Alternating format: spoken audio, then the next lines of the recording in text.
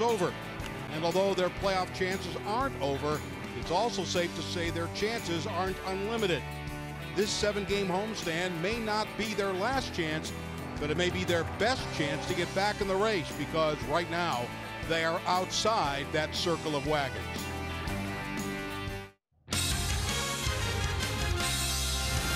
He struck him out!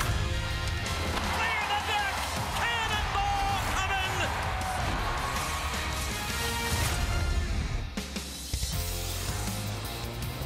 The Pirates return home to PNC Park, and tonight they begin an important 4-game weekend series against the rival Chicago Cubs. And the Pirates trying to make their way up the standings. With every victory, they gain ground on the division leaders, and they're also chasing in the wild card picture as well. The Phillies and Brewers right now occupy the 2 spots. The Pirates 6 games back and trying to get back on track here tonight against Chicago. And welcome into the booth. Joe Block and Bob Walk with you here tonight. Good to be home as the Pirates will take on the Cubs. And you know, it's not just really this series, but really the rest of the season. All these games have such added importance. Absolutely. Every single game does. I mean, if you get kind of a target number out there for wins to get that wild card, it's got to be up there in the high 80s, maybe 90s. So you got to win just about every night, and we got 2 tough teams going right now, a couple division leaders. Yeah, the Cubs and then the Braves. As you look at the advanced picture here, all teams ahead of the Pirates in the standings here for the next couple of weeks as well.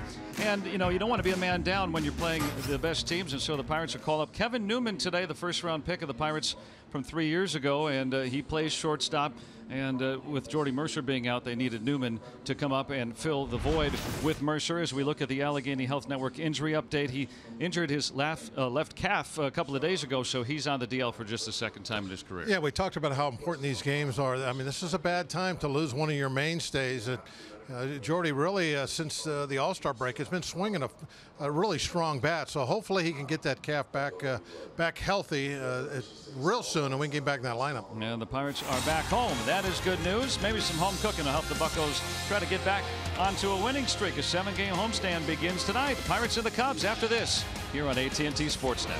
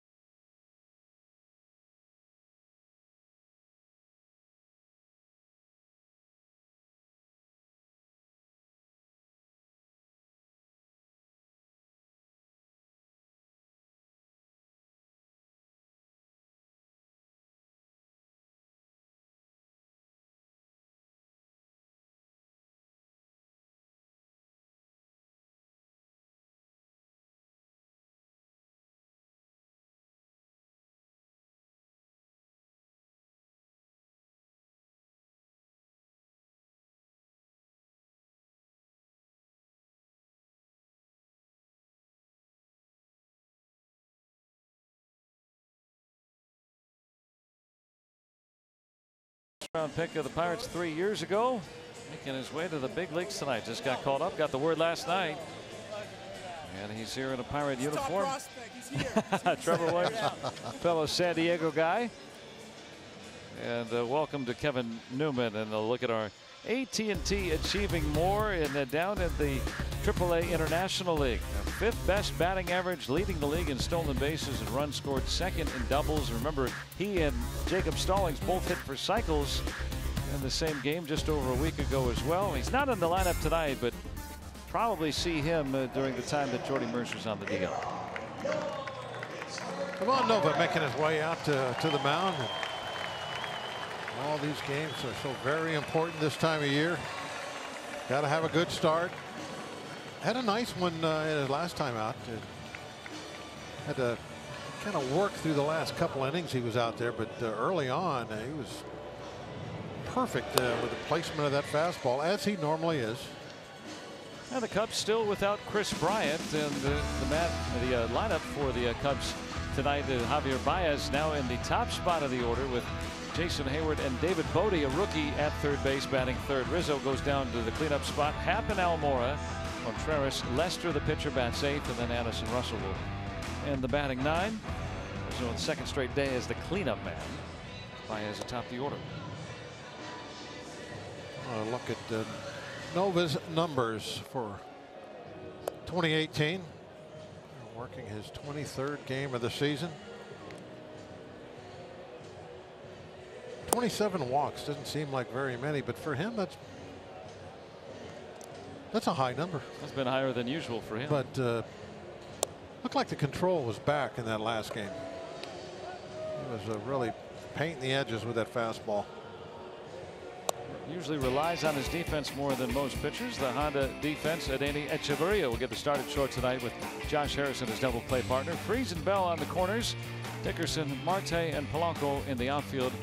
And Elias Diaz will do the catching for the Pirates tonight. Glenn Hurdle saying that Cervelli was fine. A couple of times he got banged up in yesterday's game, but Diaz hits lefties so well. The Cubs with all left-handed starters in the series, so I'm sure we'll see Diaz at least a couple of times.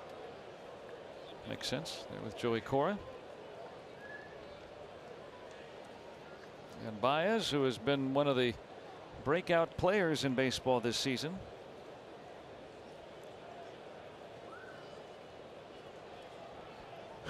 Was he want everybody to go through the signs again? No, Baez was motioning out to Marte in center field. Let's go, hurry up. Marte was doing something with some fans out there.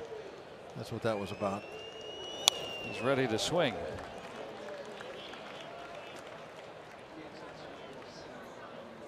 Well, Baez always very, I don't know if animated is the word, but certainly demonstrative might be the word. I like him. I like watching him play. I know a lot of people don't. He's having like a heck of a season. Characteristics, but his season he's having speaks for itself. He's a tough out, even with that big cut. He's a heck of a baseball player. Trying to take advantage of that aggressiveness, and Nova does, and starts off the game with a strikeout. An inside changeup. Let's see, is that the curve? Oh, it was a cement mixer. I bet you it was just spinner. Yeah, it was a curveball that didn't do anything. Look at that. Missed the spot by a good margin, but only about 2 feet. Yeah, about 2 feet, but hey, it worked. Ended up being the right. And you never admit to missing anything. So yeah, that's what I wanted to do. And another cut and a miss right down the middle with a fastball. Couldn't have been more in the middle. Jason Hayward in the 2 spot tonight, having a better offensive season. That time the changeup from Nova. Guys have been swinging the bats this year.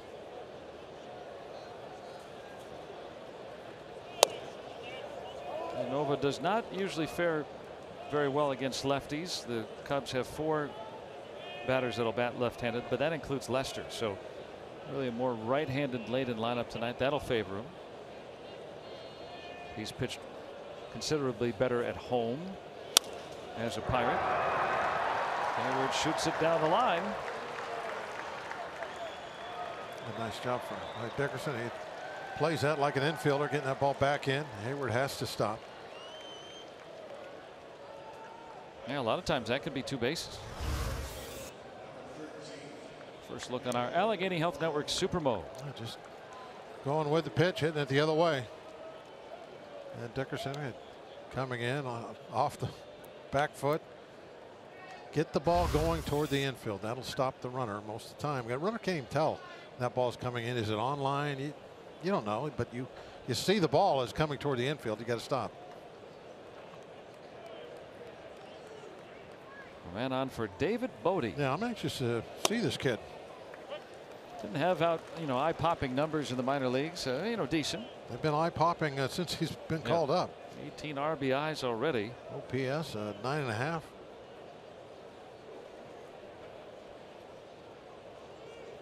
And to be in the 3 spot in the Cubs order with Bryant, who's missed about a month plus this season. A couple of different stints on the DL.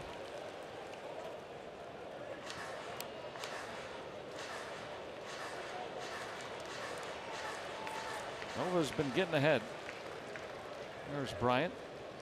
Continues to get it closer to returning. He's had a shoulder concern.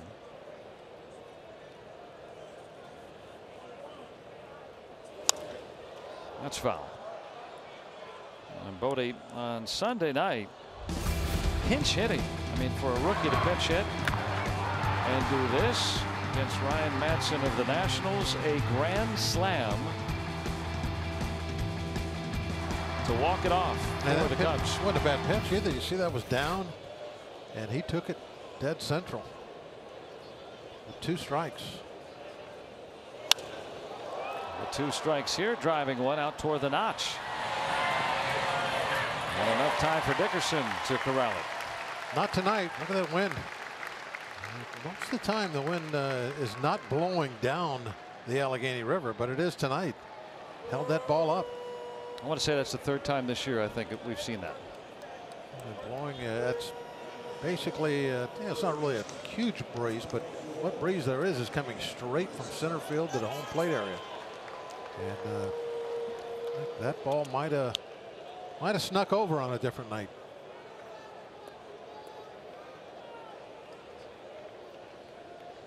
Now Anthony Rizzo with 1 aboard and 2 away. Moved out of the leadoff spot yesterday. The irony of that is he moves into the cleanup role and steals 2 bases. After being the leadoff hitter for what, a month and a half or so. They do some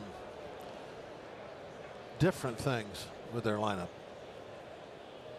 And it has worked. I mean, they've been one of the best scoring teams. Cubs coming into play today with the best record in a tightly packed National League.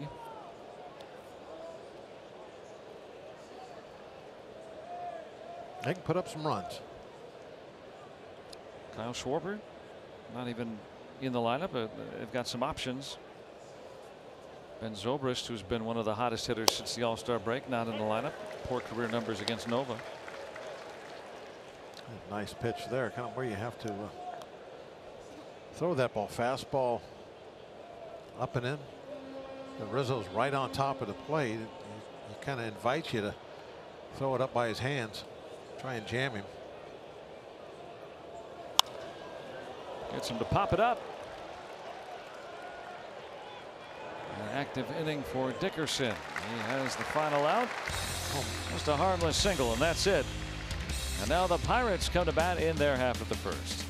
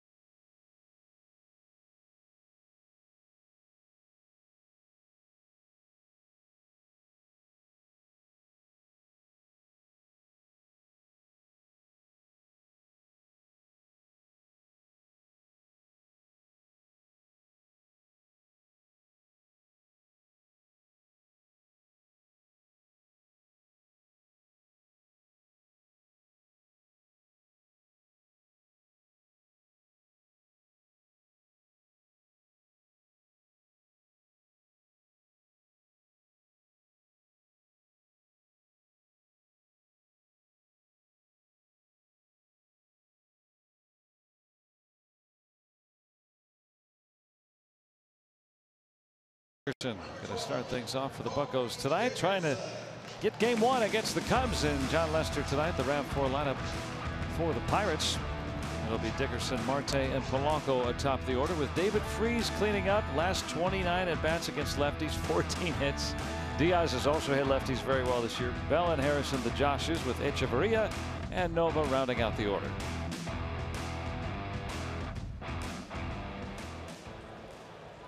Take a look at John Lester's numbers this season, and overall, you glance up there at them, they're not too bad. Everything looks kind of normal, especially the wins. He got a dozen of those, but that doesn't really reflect how he's pitched this year, especially lately. So I got a good feeling tonight about our offense being able to put up some early runs.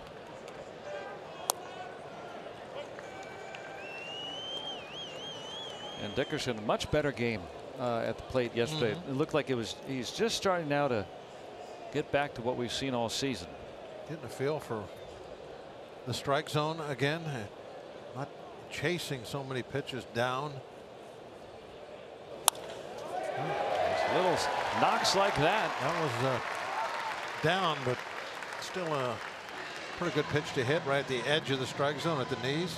Lefties like that ball at the knees, most of them. Dickerson starts the game with a hit, and the Cubs defense tonight. Bodie's out there at third with Russell and Baez in the middle, and Rizzo across the diamond. Happ, Almora, and Hayward in the outfield for Chicago, and Wilson Contreras started the All-Star game for the National League. 9th start for Bodie over the last 3.5 weeks or so. Think about Contreras, 10 errors, by far the most in the league for catchers. He loves to throw behind you. He has 6 pickoffs, which is also the most. And you see those two stats kind of go together. If you're going to make a lot of throws behind guys, you're taking a chance of throwing the ball away. And there's always the debate, is it worth it?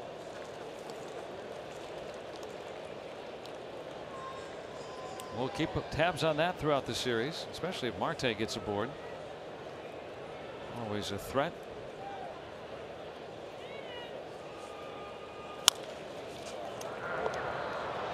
There's one quickly turned, a double play. Don't see that often on Marte, but especially around the horn. Nice play by Rizzo. Baez didn't do him any favors with that throw. That was custom made, though.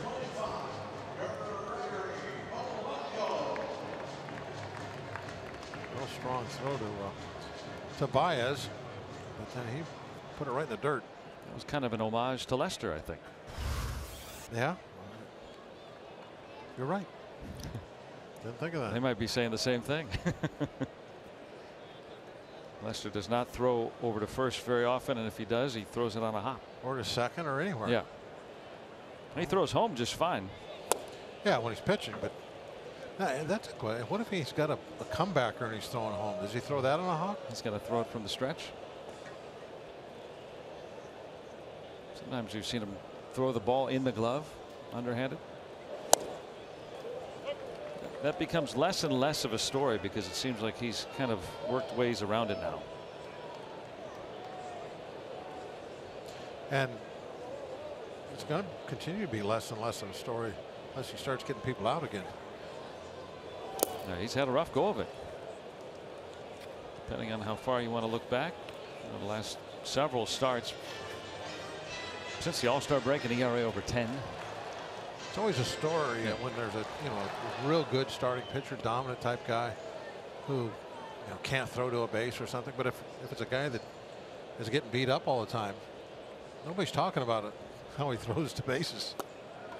Yeah, they might be trotting around him. Paul Hamels gets to start in tomorrow's action. Got a nice pickup for the Cubs. Pirates have already seen him for Chicago, and he was good. And they might get Yu Darvish back soon. He's going to go on a rehab.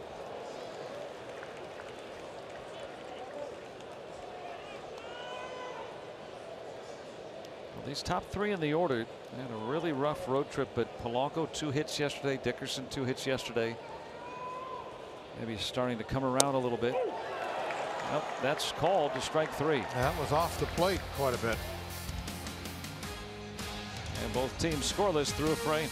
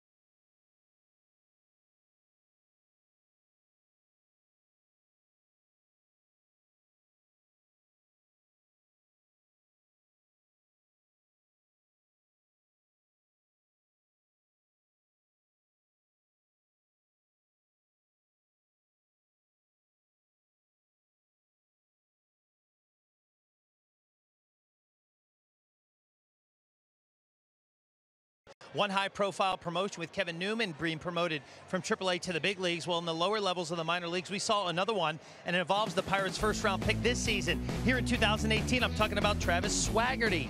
He has been promoted to the low-A West Virginia Power from the short season West Virginia Black Bears. And what did he do last night? He hit a triple in his first ever at-bat. And the Pirates director of minor league operations, Larry Broadway, said, hey, this guy showed up very well in his short time as a pro, and we wanted to get him moving to the next level.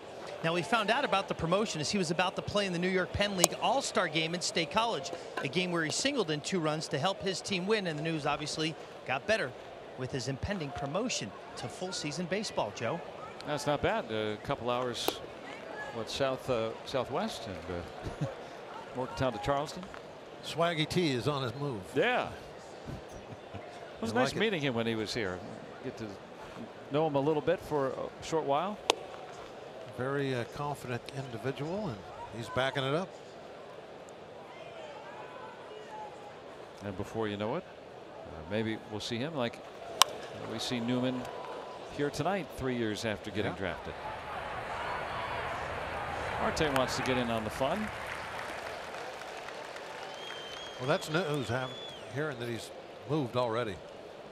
You like to see that, hear that. Yeah, Newman called up today, and part of last season with Indy and all of this season. Hit over 300 down there, and Clint Hurdle was saying that, you know, might get some action. Hit lefties very well down there too. So with all the lefty starters in the series, Mercer out for at least another week plus. I'm sure we'll get to see him.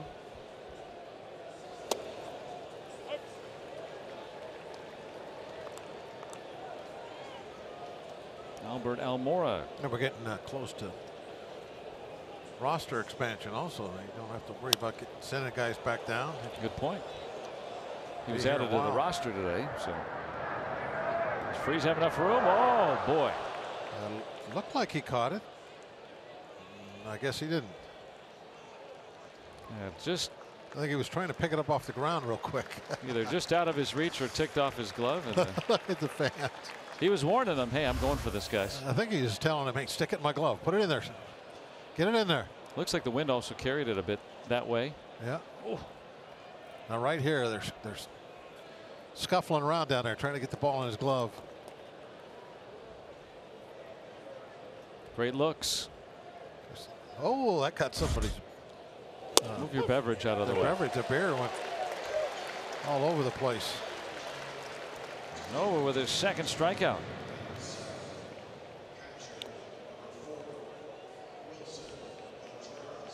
Look at some Point Park social media, and Tracy getting an autograph from Newman the first day he's in the big leagues. That's something to remember too. You think about that, right?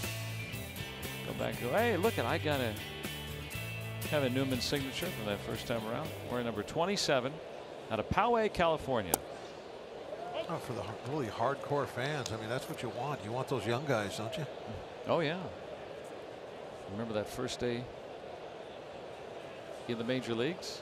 Very cool and collected today. That one sent out to deep center, but Marte with just enough room. That wind helping out tonight a bit. And Contreras is down, and so are the Cubs in the second.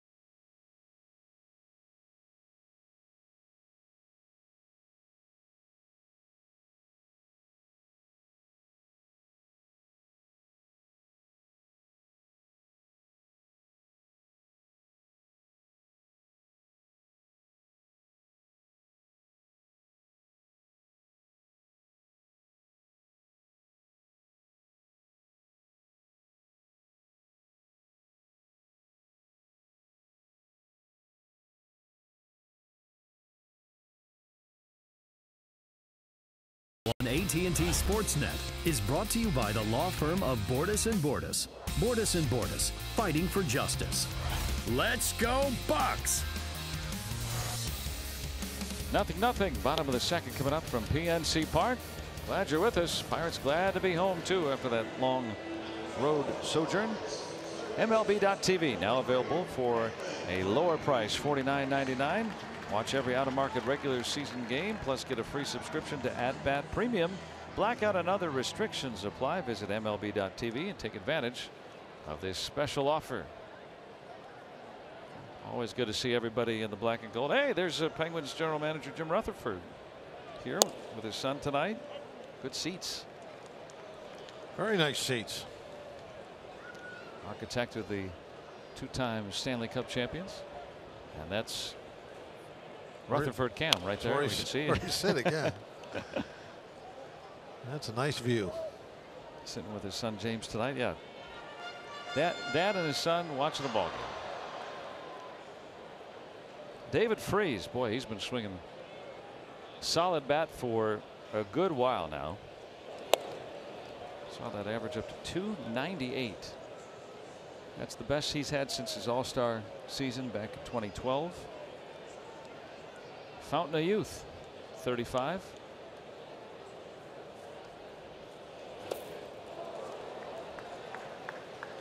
Lester with the breaking ball. And the thing with Freese, remember, he always had that very close stance, and then this year took him a little while to adjust to that straight up and down type stance. And you know, I think part of it too is I've been talking about this a little bit over the last couple of weeks. I think the Pirates have done a very good job of managing his playing time this year. Yeah. He is 35 years old, and you know, he is not a really everyday player type guy, and he had to play as an everyday player all of last year, you know, or the great majority of it. This season they're using him, I think, in a way that's paying off not only for the Pirates but for David also, with the great batting average and still playing fabulous defense down at third base. And a good run producer, too. Well, to give you an idea how much he's played, he and Elias Diaz have about the same amount of at-bats, difference of 4. Right. So, you know, usually your backup catcher, Diaz has played a little more than a backup. Freese has either pinch hit or, you know, gotten his share of starts. Cervelli getting the start off tonight. A couple of times banged up yesterday, but Clint Hurdle said he's fine. And that's the luxury the Pirates have with this catching tandem.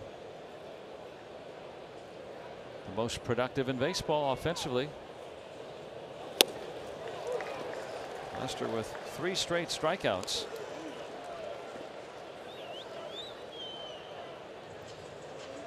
Early on, doesn't look like he's been getting hit hard lately. Being able to elevate the very average fastball that he's got nowadays. Actually, quite below average velocity-wise. Lost a few MPHs off his fastball over the years. Has started to turn into, you know, a lot of cutters. Increased his use of the changeup a little bit more as time's gone on. 34 years old now.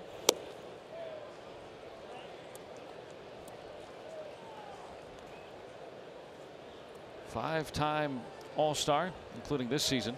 Yeah, his ERA was 2 1/4, and has not pitched well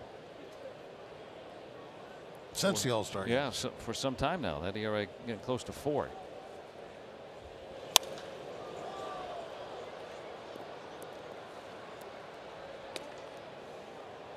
Jose Quintana. And on the left, there's Hamels in there. Yu Darvish going to go on a rehab assignment soon for Chicago to try to add to their rotation. They've made a couple of moves since Pirates last saw them, which was not that long ago, adding a couple of relievers. And of course Hamels, who Pirates have seen already since they acquired him. I think Darvish has got that's a. Well, it looks delicious, doesn't it? Yeah, greenish brown. Like you made juice out of the grass cuttings.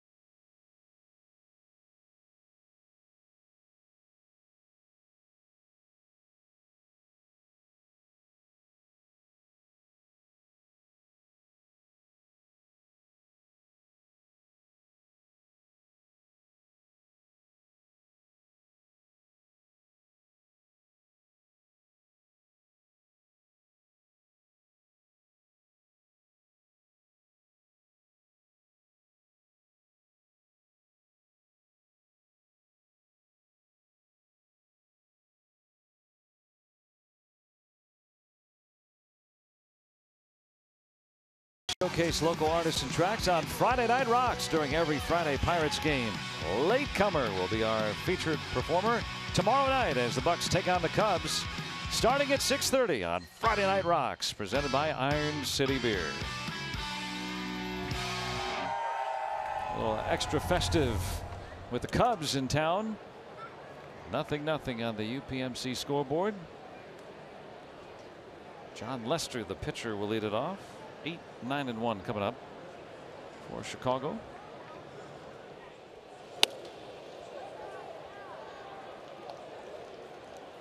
He went strike 1.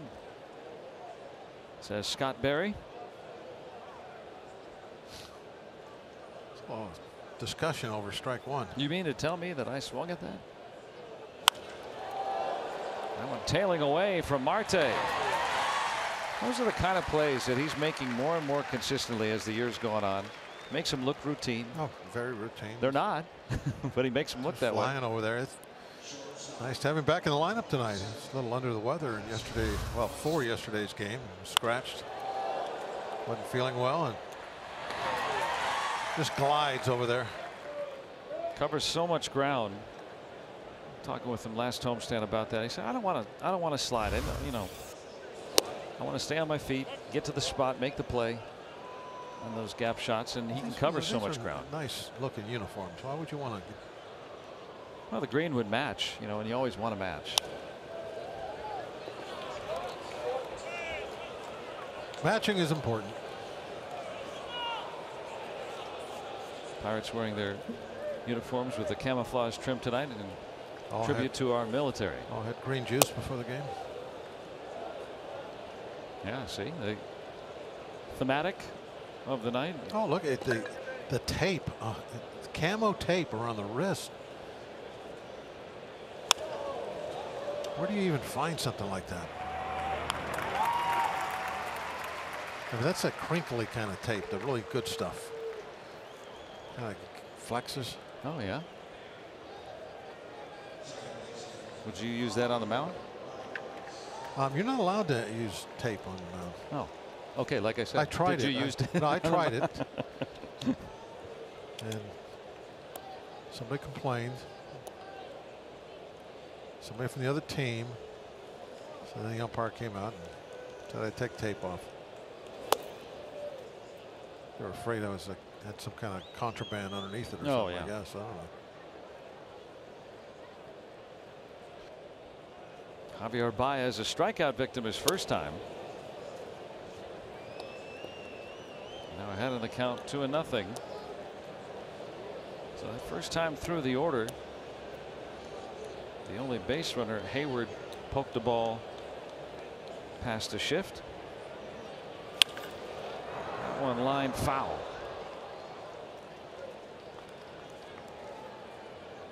Zobrist and Bryant not going to be, well, at least one of them won't be in the game tonight. Bryant's still on the DL.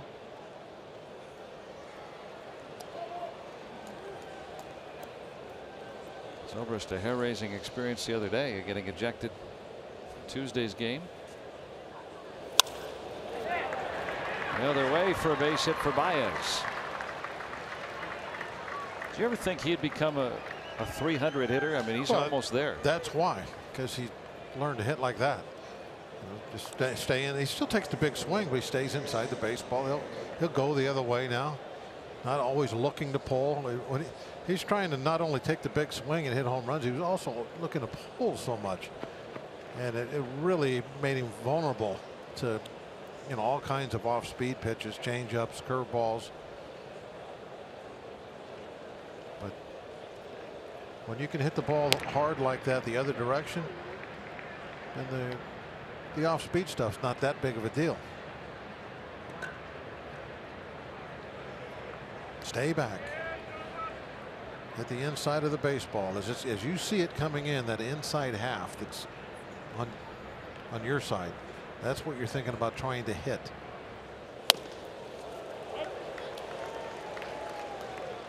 Kind of like what Hayward did the last time around. Yeah, right? anytime you hear, and you hear it a lot, maybe not so much as you used to, but it was very popular, you know, a couple of decades ago. You'd hear guys all the time stay inside the ball. That's what they were talking about by staying inside the ball. They come inside on Hayward. Diaz has to come way in and is crouched there. Stands off the plate. Baez is a base runner too. There's 2 outs. If the situation is ripe, will not hesitate. He has swiped 19 bases this year. A straight steal at home also had. And past Jay Hay, and Baez on the move will get to third.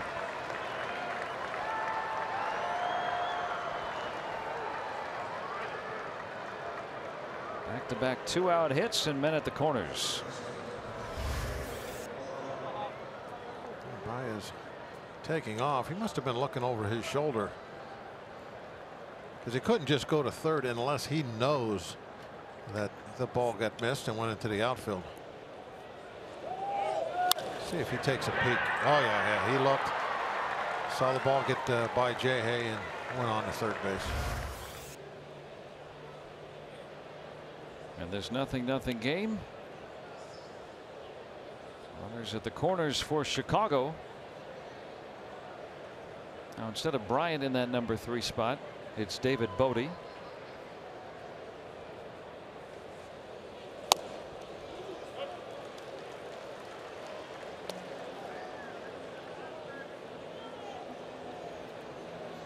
He's had some big hits already as a Cub. I think of the Cubs heroes, and David Bodie's been one of them.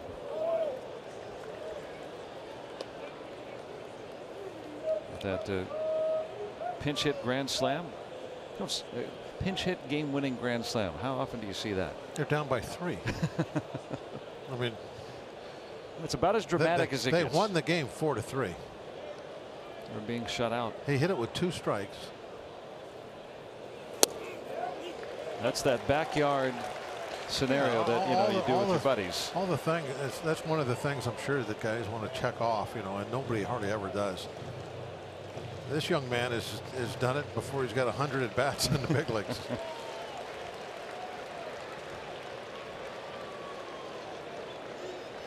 Number 13, definitely not bad luck for him. Yeah. Well, was it luck, or is it a sign of things to come? Let's see. A little pop out there. A little late uprising, but Nova gets out of it. A couple of hits. 2 Cubs left on. Stays scoreless here in the 3rd.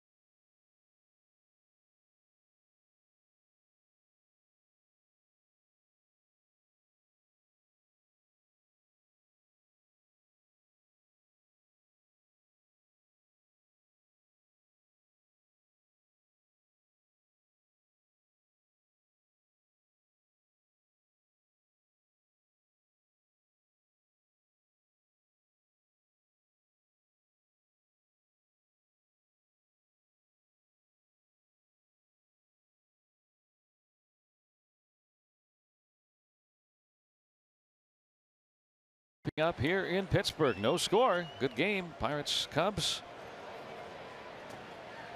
A meaningful one for the Buccos as they have returned home. Off to a good start on that road trip, but dropped the final 3. Chance to get back to their winning ways and gain a game on the first place Cubs.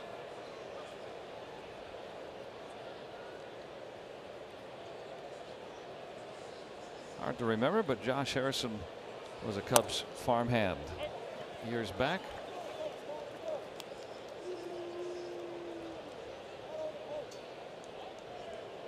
Came over to the Pirates 9 years ago in a trade. Still in the minor leagues at that time.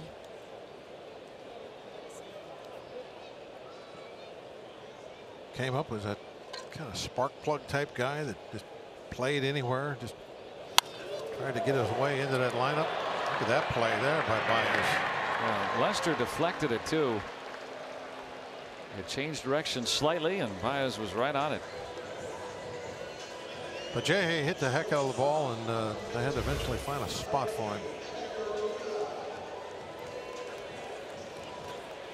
I think he knocked it down first, did he? Baez? Or did he glove that cleanly? No, it was clean. One hopper right at him. I don't think that touched Lester. I thought I heard it. Yeah, well, they got it on that in-between hop over there.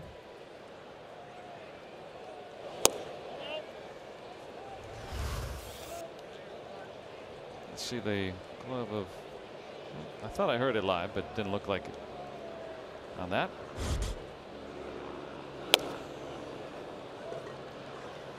Trying to hit that outside corner. A couple of misses. Danny Echeverria in there with Jordy Mercer hitting the disabled list today.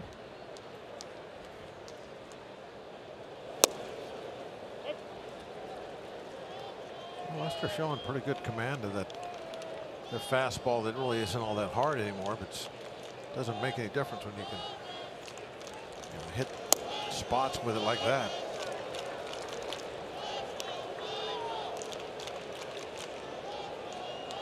Has fallen behind more than he's gotten ahead to start.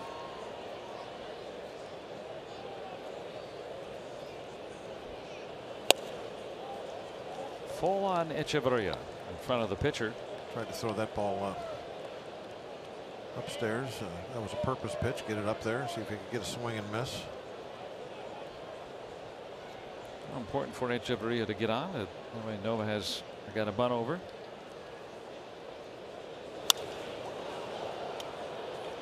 Twisting toward the seats and out of play. A few Chicago fans near the Cubs dugout in attendance tonight.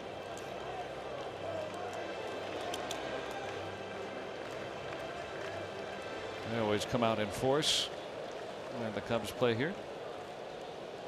And why not? Look at this ballpark. Look at this night. 75 at game time. Light breeze. A little rainy this afternoon, but that's gone by and it's just perfect. Another day I don't have to water. Yeah, it's been nice. Good to be back in the Berg. Well, it seemed like we were on the road for like 3 weeks. Yeah. I was writing letters back home. Kept a journal of our travels. It's that time of year, right? The dog days of August, you know, for players, they've been at it since really the middle of February when they report for spring training, and too far to kind of kick in it to overdrive for the end of the season, but so far along in the season that you know, some of the rigors of playing every day, the travel. The Pirates, of course, try to. The baseball season is definitely a grind. On the ninth pitch, Echeverria comes through with a base hit.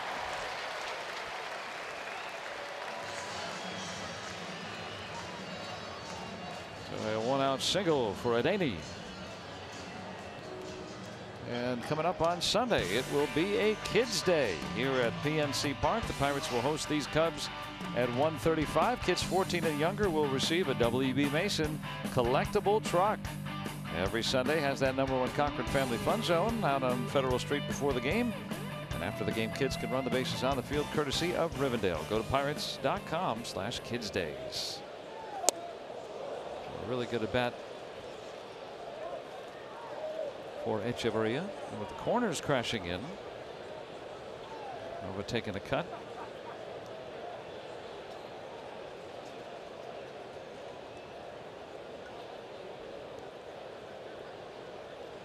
Corners come in again.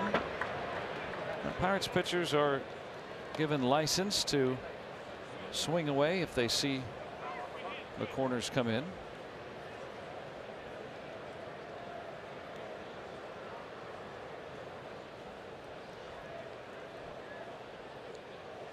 Now with 2 strikes on him.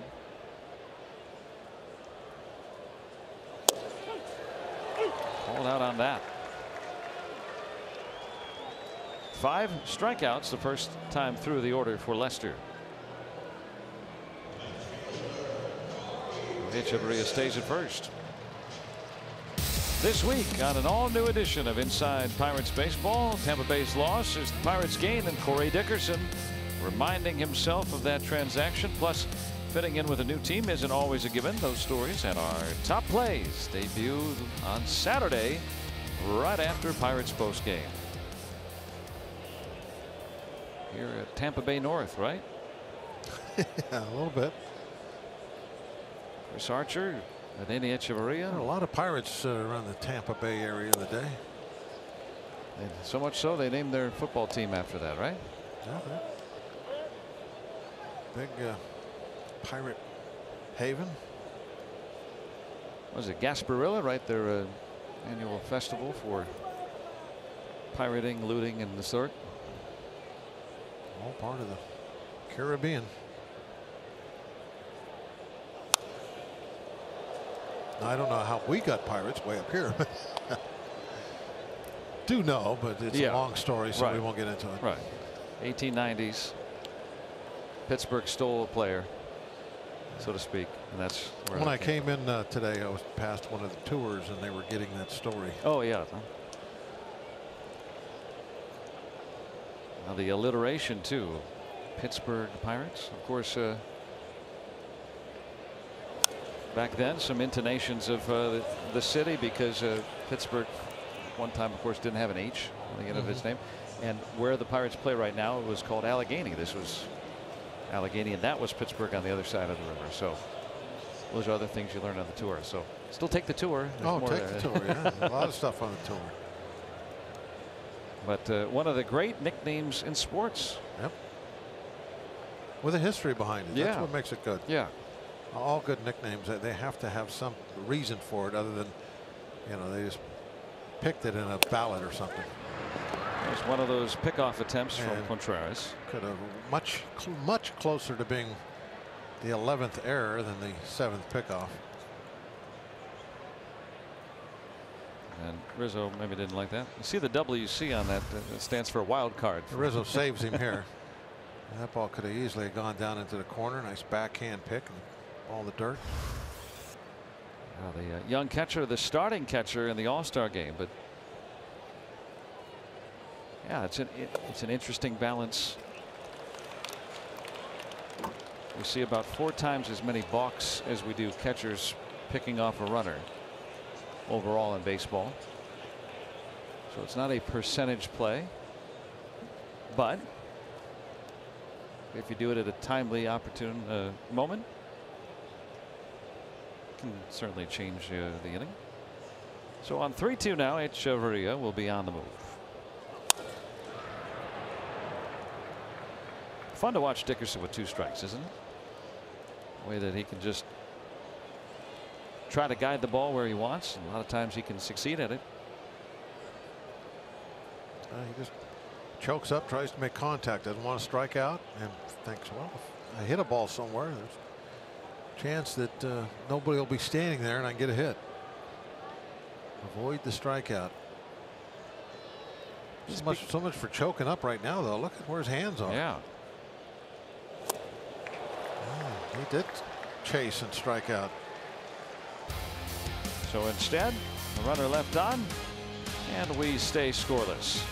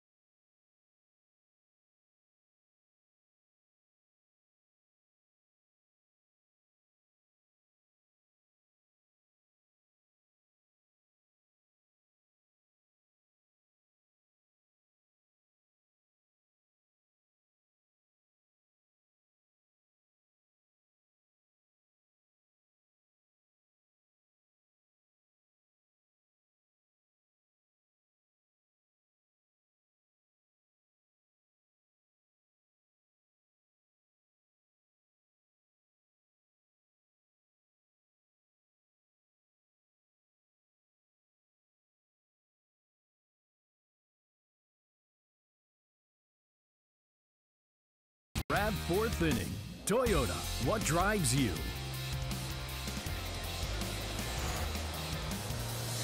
Twilight here in Pittsburgh. So the Cubs in a scoreless tie as we begin the fourth.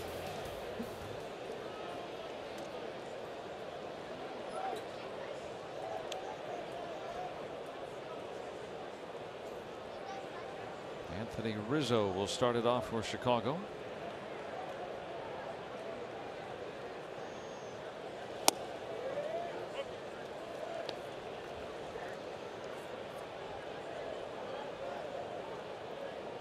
To pop out his first time around.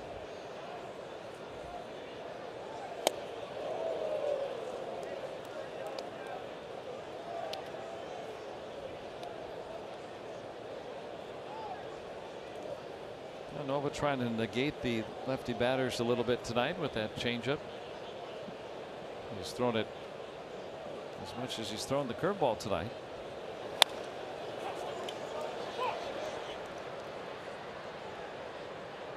And Josh Harrison will retire it. Rizzo's gone for the first out. Good spot to get Rizzo out, up and in.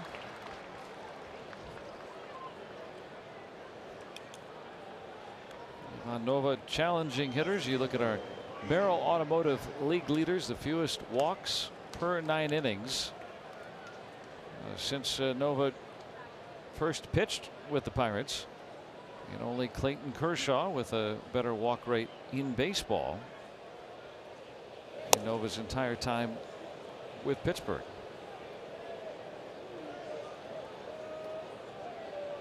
Well, you know, when he goes out to the mound, very seldom is he ever going to beat himself with the free passes. If he's going to give up runs, it's going to have to be the other team swinging the bats.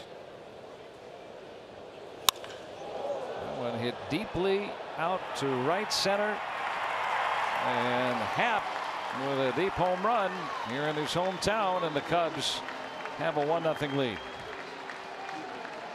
Happ hit the first home run of the season in the major leagues. And it's hit the last right now. Like that one right there. No doubter.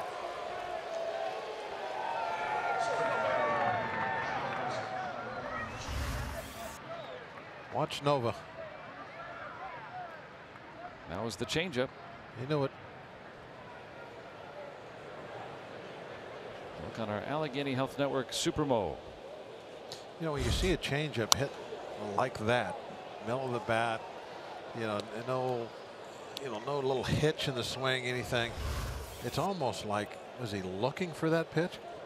It's hit like a fastball, like a slow fastball. Yeah, it's not like he had to change anything to make contact with it with a changeup.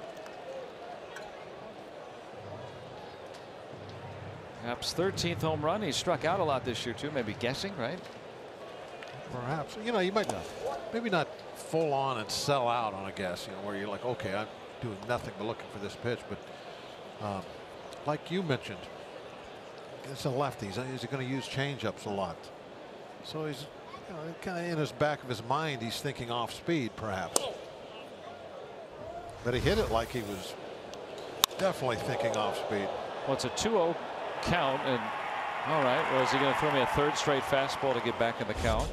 Or is he going to try to maybe use that changeup? Maybe that was the educated guess, so to speak. It's going to be an infield hit for Almora. Well, that's one of the counts where you will see guessing. 3-1, 2-0 hitters counts where they can, in their mind, they say, if I'm wrong, who cares? I got another pitch, at least one. You either take it or foul it off or what have you. But I was just about to say, prior to the home run, that some of the give and take with walks, well, maybe you allow some more hard contact, right? You're throwing some pitches. There's no free lunch. If you're not going to walk people, you're going to throw more hittable pitches. Just simple as that. And for Nova, 1 home run total his previous 5 starts. So it's not like lately we've seen. And if you're a guy that does have a lot of walks, well, your hit total better be pretty low to make up for it. There's Wilson Contreras. He thought he had a home run his first time up. Been a breeze still blowing straight in from center field. that Didn't affect southeasterly breeze. Hap at all. It is maybe starting to die down a little bit as this evening comes on. It was a little steadier earlier.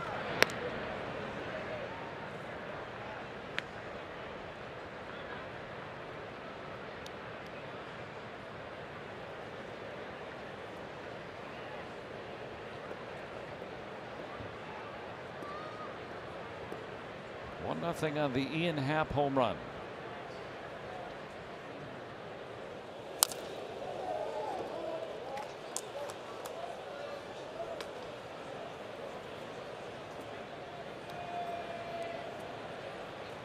It was looking like last year he was emerging as not only one of the best offensive catchers in baseball, but one of the better offensive players. This year having a decent year at the plate, but only reminiscent of the year he had in 2017.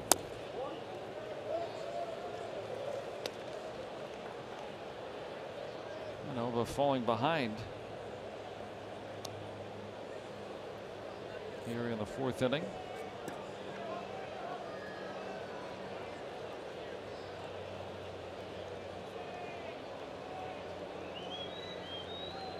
Ray not liking something. Shaking his head.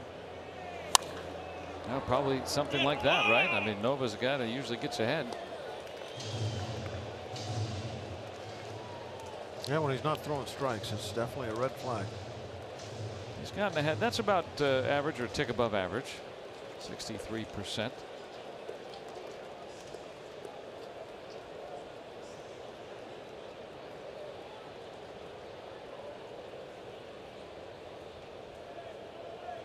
Still not giving Contreras anything great to hit. Almora was on the move with a pitch.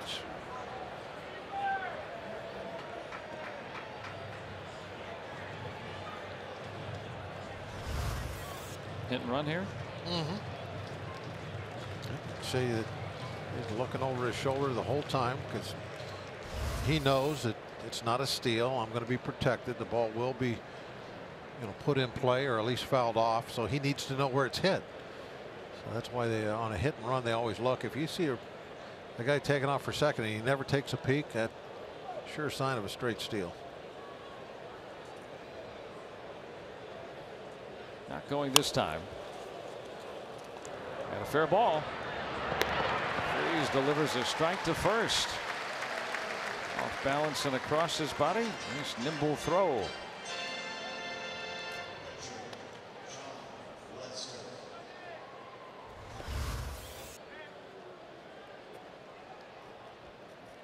Right down the line with Freeze. He can play some third base. Gold Glove finalist last year. Also knew he had a little time with Contreras. Almora in scoring position, but now 2 away for the number 8 hitter, the pitcher Lester.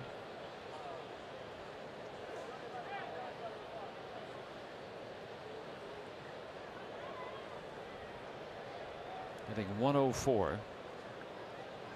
Hit the ball pretty good last time up. Marte made a nice running catch on it. Marte's just shaded over several steps toward left center now. Need to go a pretty good way on a slicing liner.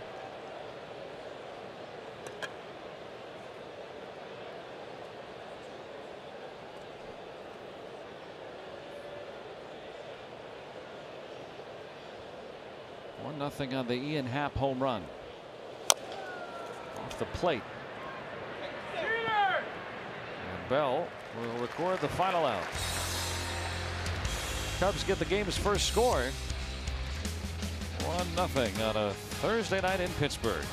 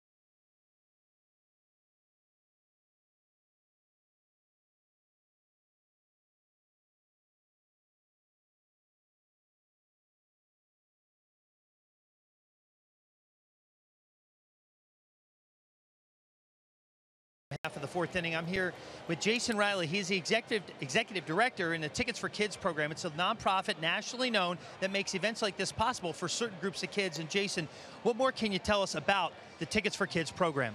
Sure. We work with a network of just really generous ticket supporters, ticket donators, financial supporters to make sure that every kid has the opportunity to experience the excitement, the sense of community, and the inspiration that happens on the insides of ballparks, art museums, science centers, theaters, and we do this across the country. And what group do you have with you tonight? So tonight we have a group called All of Us Cares from Sharpsburg, and they're working every day to make sure that kids stay safe and smart. Okay, very good. Now, people might be watching right now and might want to help make nights like this possible for other groups of kids. How can they be a part of that? Sure, they can visit us at ticketsforkids.org to learn more about the work that we do and see how they can contribute to the mission. All right, so I'm going to ask Terry here, our shooter, to get around, get a shot of all these fine young kids from Sharpsburg. Say hello, everyone. There they are. So Joe and Bob, they are part of the Tickets for Kids group. Real nice thing that AT&T Sportsnet partners up with to make nights like tonight possible, and they're having a great time. Plenty of food up here, so I might be disappearing for a while, guys. Oh, yeah, that's fun. Well, it's always great to see the kids at the ballpark, and it sounds like that's an organization that helps make sure of it. That maybe a kid that can't or can't rarely come out to get to enjoy the game that we love absolutely out here. What it's all about. It's Yeah. bringing the kids out and letting them watch Major League Baseball live here at the ballpark. So special. And some good food. Oh, yeah. Excellent food. Great to see kids all over the ballpark all summer long. It's such a fun place. Especially you got back to school now, and I think about this is that kind of time of year where the kids get their new lunch box. Remember the lunch boxes? Just got a text from a friend of mine, Backpacks. Todd Raleigh. He's brought his 8-year-old nephew to the game tonight. First major league game he's ever seen. Out there sitting in the outfield with Baseball Joe. That's a great age. Yep. What was I, 7 for my first game? Yeah, 7, 8 years old. He kind of understand it. It was about that time for me too, 7 or 8. Can kind of understand it and have the thirst to learn more. There's Manny. There's Manny Sanguillen out there. Yeah. There's Baseball Joe out there too. There he is. Yeah, there he is. Shifting the outfielders. That's what Todd told me. He goes, I'm out here with Manny and Baseball Joe. Yeah. And his nephew. Perfect. Part of the magic of PNC Park. Joe rooting us on.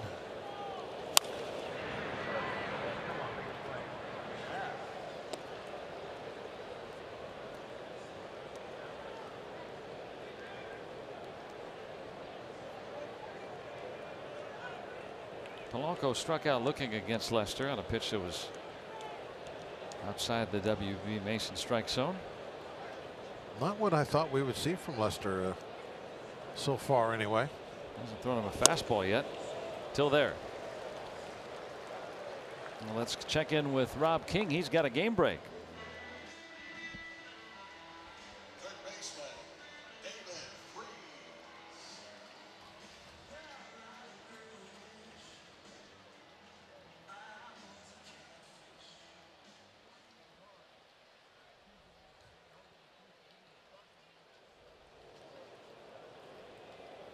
Yeah, first National League player off the bench to have 7 RBIs in a game. So now if you're a Phillies fan and you lose by 20 runs, what's the worst thing that can happen? You play another game. Let's play 2. Well, they got to lead. Is that baseball or what? You know, it's like, oh, so what? We lost by 20. Now we're up by 1 in game 2. Yeah, they gave up 2 runs in the first inning of the nightcap to fall behind. It's like, oh, wait a minute. But then they got the 3 back. Never know what you're going to see at the ball yard.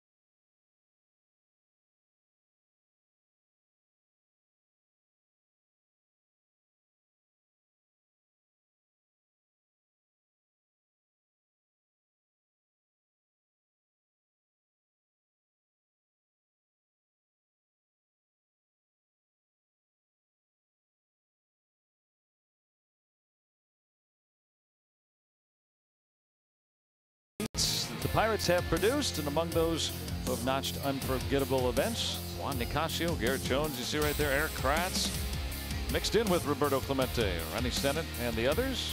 And also a trip through Remember When on Inside Pirates Baseball. 10 great rare events debuting tonight right after Pirates postgame. Cerulean blue sky over top the downtown backdrop. We just came from San Francisco, and you know, that is a beautiful and scenic ballpark, and I'm not here to compare, but boy, that, I mean, my goodness, I like our park. Oh, so do I. I agree. I mean, the view is spectacular here. The river, and I mean, we're even higher than that shot. I mean, we get to see the river, the boats going by. It's just fabulous. Couldn't be better. I would much rather see that shot than a long distance view of the Port of Oakland. The cranes and everything. Yeah. Out toward the Clemente wall.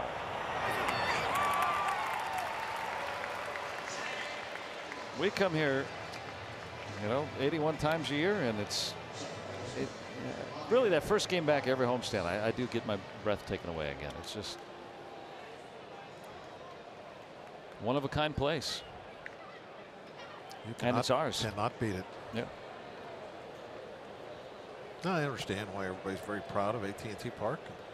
It's a gorgeous place also. I agree. You know, the view just isn't the same. It's nice. A little hazy this time too. Yeah, the wildfires rolling through you could see California. A lot of glare for the day games. Well, I'm just picking it apart. All right. For the night games, Baez has got the eye black on too, just in case.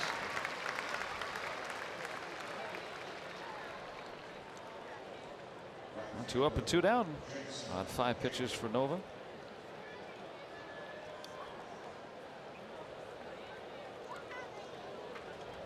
I go to Frisco too. I always feel like it's Halloween with all that orange everywhere.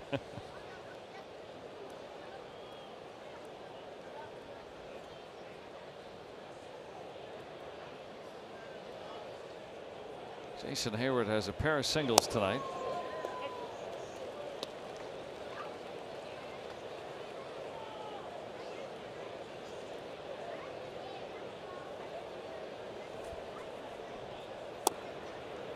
A ball and a strike on Hayward.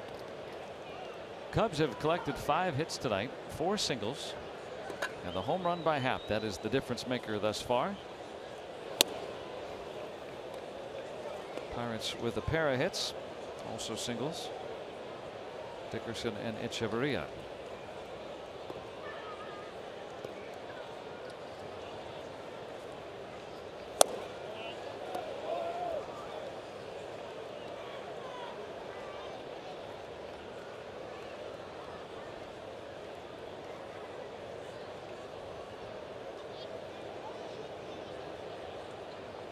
We're going for a second 1-2-3 inning of the night. He's got it. Nicely finished. Keeps the pitch count low. Let's see if the Pirates can get on the board.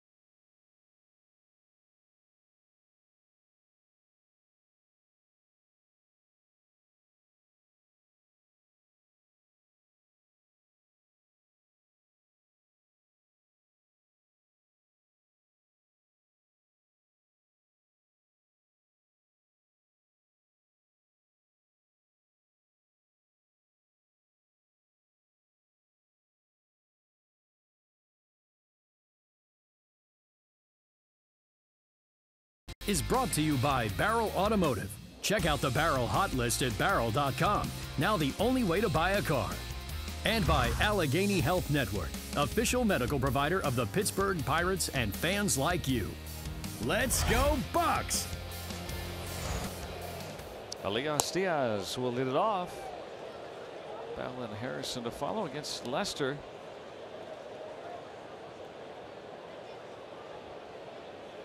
Seven strikeouts for John Lester thus far.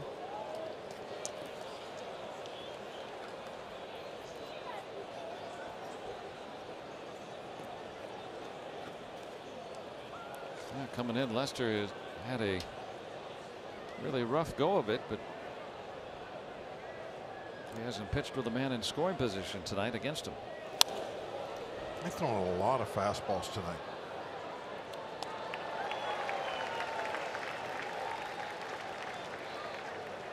And, you know, his fastball's playing what? Like he's throwing 95, 96 rather than throwing, you know, 89, 90. But been locating it. Another one. They're 91. That's about top velocity of the night right in that area. Lazy pop-up. Diaz is gone to start the Pirates' fifth inning.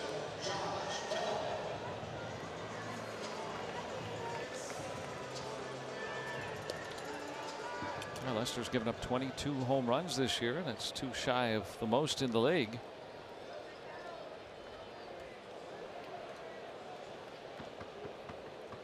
Bell has homered off him in his career. He's got a couple of home runs lately. The right side. Yeah, when we look down there at home plate, the guys that hit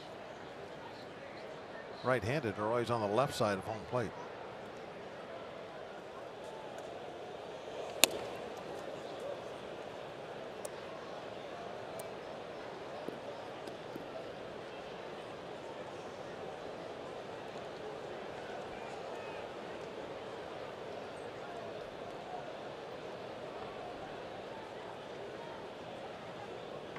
Pirates facing lefties a lot, so Bell getting some more frequent at bats against left-handed pitching. Blew up the bat that time. Took his name right off the bat.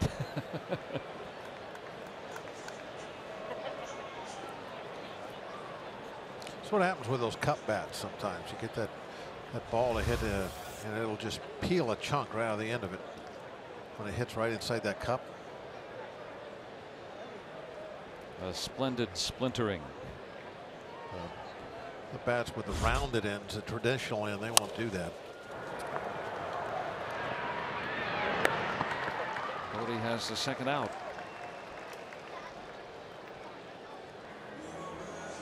So the Pirates tonight seeing Lester. Every Cubs probable starter in this series is left-handed. And the last time Pirates have faced 4 consecutive lefties. Go figure. Hamels, who they'll see tomorrow. Quintana, who they'll see later in the series as well. Hamels was with the Phillies. Quintana with the White Sox. But it's been 3 years since you've seen 4 straight lefties. And by the end of this series, it's going to be 13 out of 22 left-handed starters against the Pirates.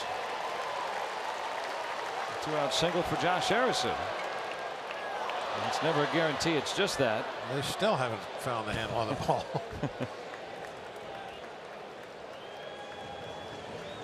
They had to throw that ball out of play like a greased pig.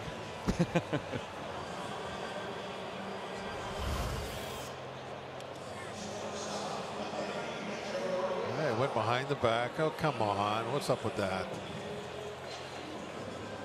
Almost cost the Cubs a base. Yeah, then throws way high over everybody's head. Never takes a play off. Always thinking, looking, reading.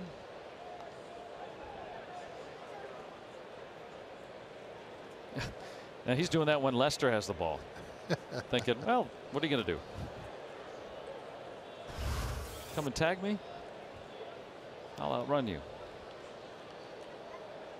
2 outs. Could be putting on the Oven mitt for a reason. Yeah.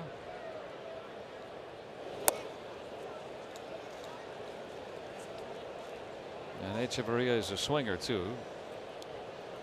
He likes to, doesn't draw a lot of walks, so you figure, okay, this got to make some contact. If you want to defend it or just a straight steal, we'll see.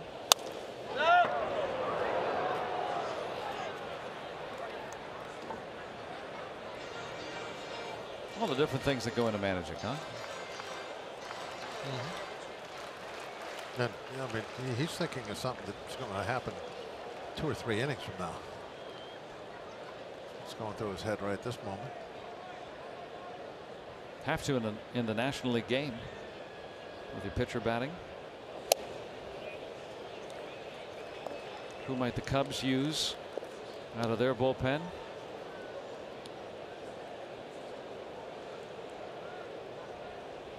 Who he's got available? What happens if Harrison steals, doesn't steal, gets caught stealing? What if Echeverria swings when he runs? What if he hits a home run here? Everybody will jump around and high five. This may not be the exact moment where it changes a lot of things, but there are times in the game where you might have 4 different scenarios depending on the outcome of the at bat. All right, I might use the righty here. I might use the lefty to come in the next inning. I might pinch hit. I may not pinch hit.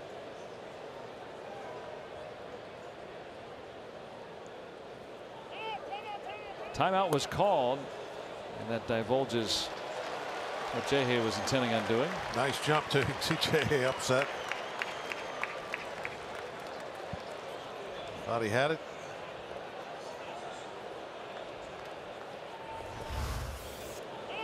Big lead, nice jump. Ended up being a practice slide.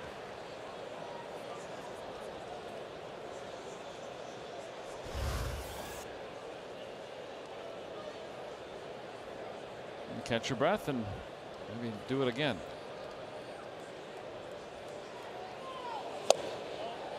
And now it's full.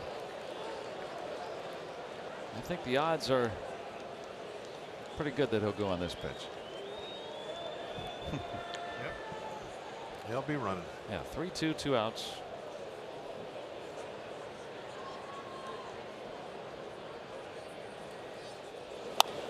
And hit out to left. And because he's on the move, Harrison streaks to third, and the Pirates have men at the corners. That's a nice base hit there, even if they don't score this inning. No. You're past Nova's spot in the lineup, which at this stage of the game is important. Nova takes the hill. You know, breaking ball, been real fastball heavy, but decided to go away from it. Gave up the knock.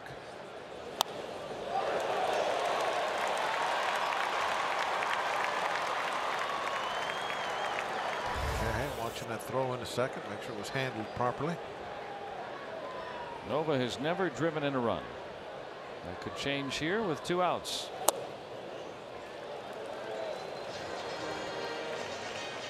Good eye. As Rock would say, he's locked in.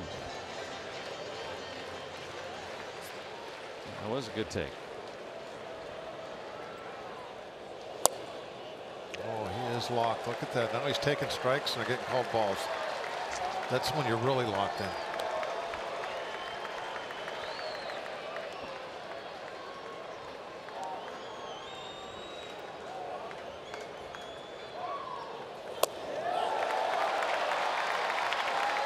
Nova is 1 for 44 this season.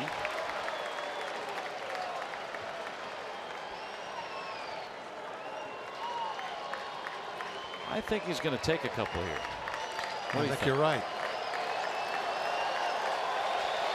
Nova has never walked.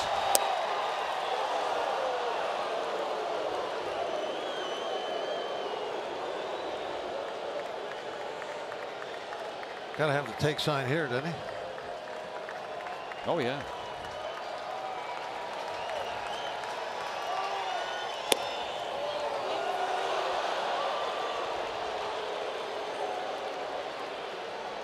All right. Put it in play now.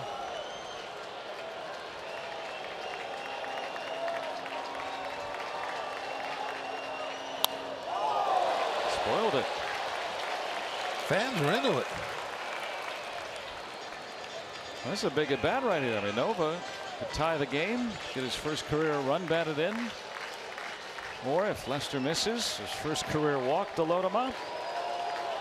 Dickerson wants to bat this inning.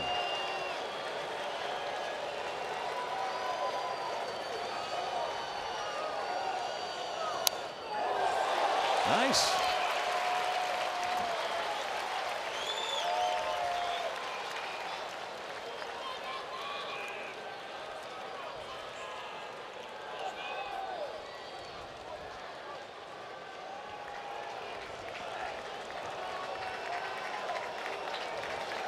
This will be the 8th pitch from Lester.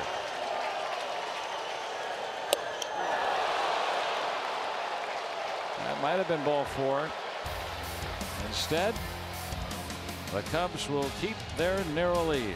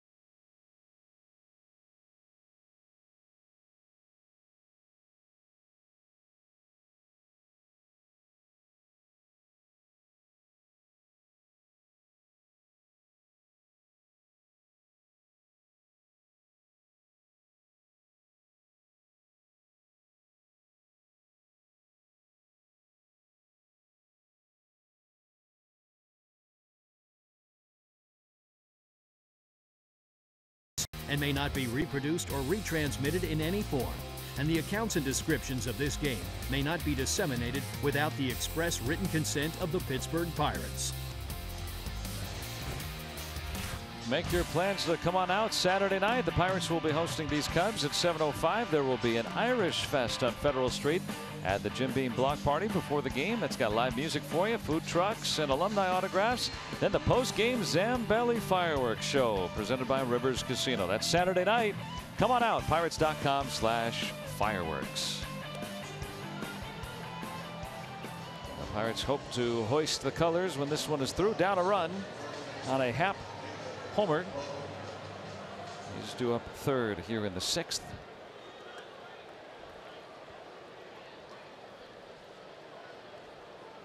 That was an intense at bat from Nova to end the inning, but as we were talking between innings, an important at bat for Echeverria. Oh yeah, to get that hit and get Nova to the plate, and even though Nova didn't, knock in the run, and you didn't expect him to with his track record, but you're by that at bat now.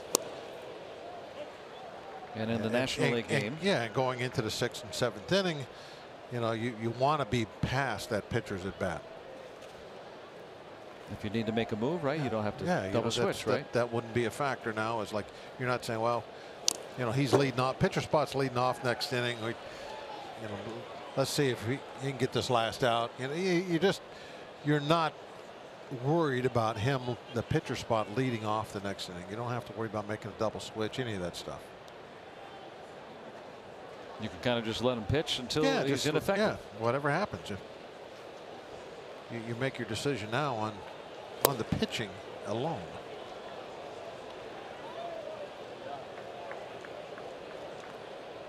And for Nova, last inning, a 1-2-3 frame. So that number 8 spot that we talk a lot about how there's a lot of things that 8 hitter has to think about, you know, with the pitcher hitting behind him, and that's one of them. With 2 outs, you want to get that pitcher to the plate. Do everything you can to get aboard. That also extended the last inning too. Echeverria long at bat, Nova an 8-pitch at bat. So Lester ended up throwing 23 pitches in that inning. It might cost him an inning later, depending on how the game plays out here. Well into the last half of it now. And the Cubs bat Lester 8th, so his spot comes up sooner, more likely to have him be pinch hit for.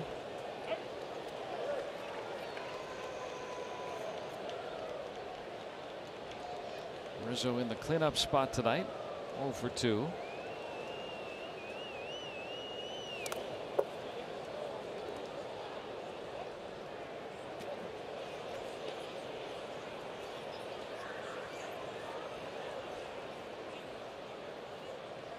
Have the shift on.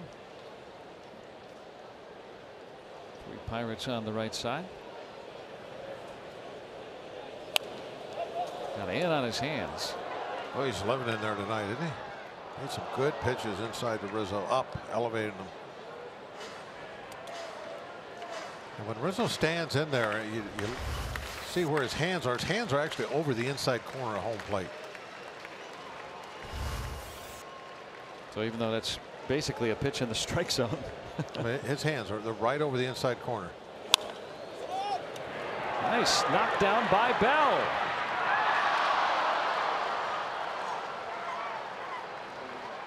He saved that ball from heading toward the right field corner. Now goes a base hit for Rizzo. That was a tough ball, I think, for Nova to catch. We'll take a look at the replay, but I think the throw was down by the ankles, wasn't it? Yeah, it looked like it live. In fact, it hit him in the ankle.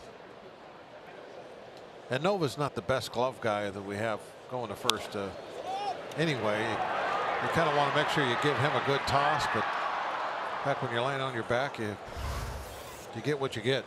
Yeah, he didn't have time to get up. No, he had to throw it from his back. No time to do anything.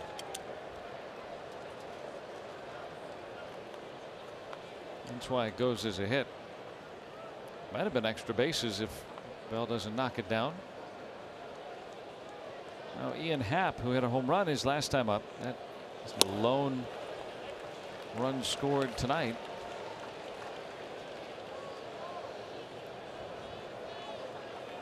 Out of Mount Lebanon.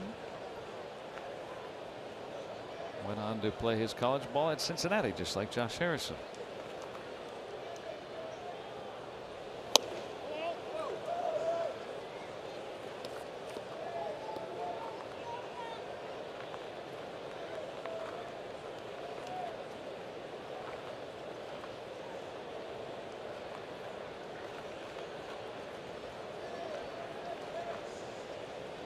Pitchers always there together, looking on.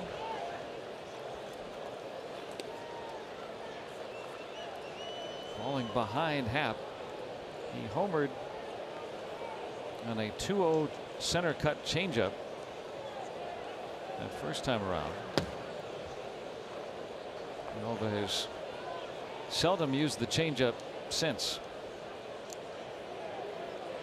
As we see the bullpen phone starting to work. This is the long, no doubt home run, and you can see why on StatCast. Exit velocity close to 110 miles an hour, and it went way out of here, 426 feet. StatCast AI powered by AWS. Wind wasn't going to do anything with that one. A pretty steady breeze blowing in for most of the evening tonight. Ooh, 95 from Nova. In a good spot. This is what happens when you hit a changeup for a home run. They heat you up with a good fastball next time. Look on our Allegheny Health Network Super Mode. Supposed to be a fastball away, ended up being a fastball in. Another one of those pitches you missed by quite a bit, but it works out. It's the second one tonight. We've noticed. Seen like that, yeah. First one was Baez to start the game. Almora, an infield hit his first time to Freeze. Playing in this time, takes care of him, and that's that. So Nova, a scoreless 6th. He's pitched well tonight. Now it's time to get him some run support.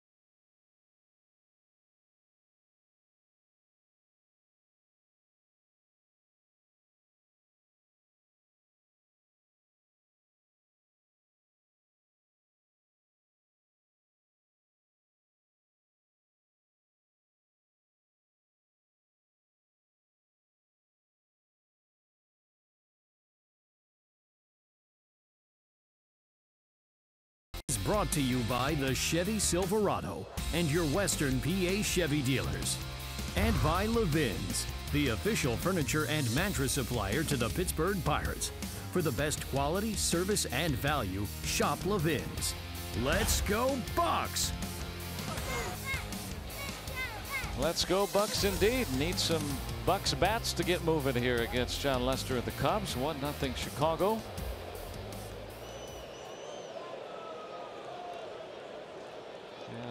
Kids going back to school soon, so get them out to the ballpark. Maybe one swan song before days of peanut butter and jelly and backpacks start back up. Coming soon. Peanut butter and jelly. Sounds good. I think we have some next door. I'm always thinking about food. I'm sorry. We have peanut butter and jelly next door. Oh, really? Yeah, Steve brought some. Oh, that's right. Well, you know where I'll be in the 7th. Making a sandwich. Yeah. All right, top of the order, right? The third time around against Lester. Maybe they have solved him. Well, he's thrown over 80 pitches. So they're going to be watching him fairly close as he creeps up toward 100 now. Yeah, had a couple of long innings. That fifth inning really was, as you mentioned, having to work hard against the number 8-9 hitters. Maybe a sign of things to come. Lester has allowed 4 singles tonight. Has not walked anybody.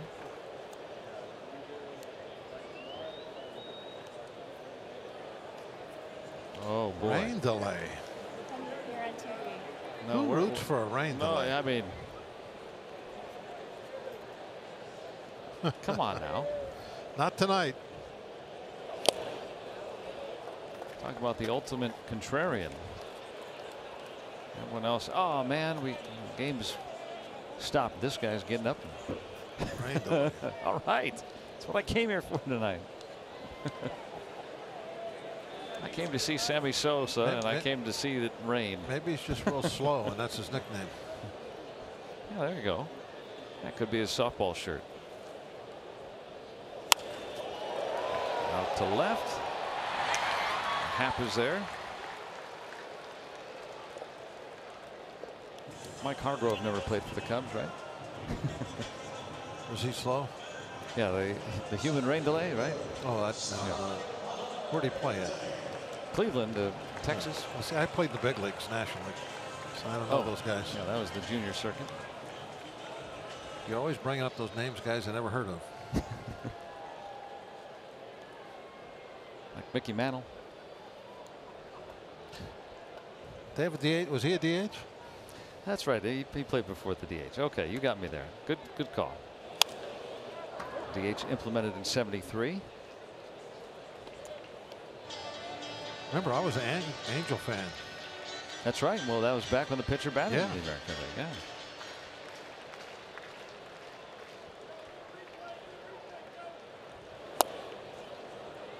Well, one day you'll know about Cal Ripken. Someone will tell you about him. And you can read about him in a book. It would have been really neat if he had done that in the major leagues.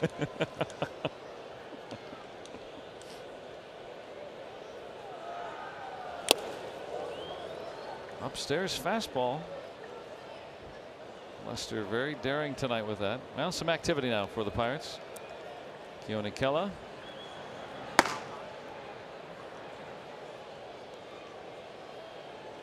Nova standing at 85 pitches. Spot doesn't come up anytime soon. Hey, you would think that he'd be fine for next inning. And we talked about him getting by his spot in the lineup, so you don't have to worry about that. And boy, he really looked good in the 6th inning. Little blooper. And a base hit for Marte.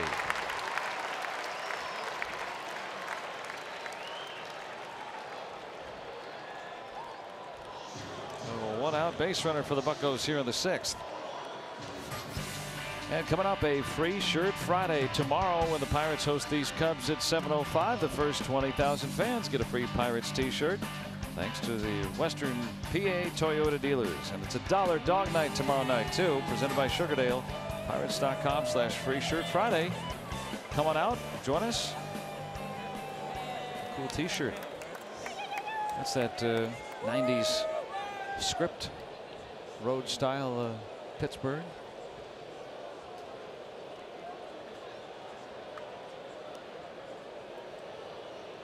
A little chance here. Marte can try to get into scoring position here. High in the sky, right at the bag. Marte has to stay right there. Right on, foot on the back.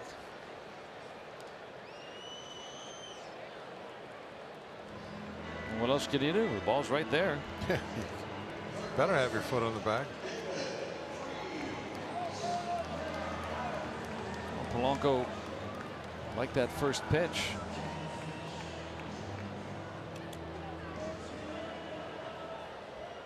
Kind of a tough situation because, right, if you get the first pitch that you like, what if he hits a 2-run home run there, right? But you know, you also have the thought, right, maybe give Marte a chance to.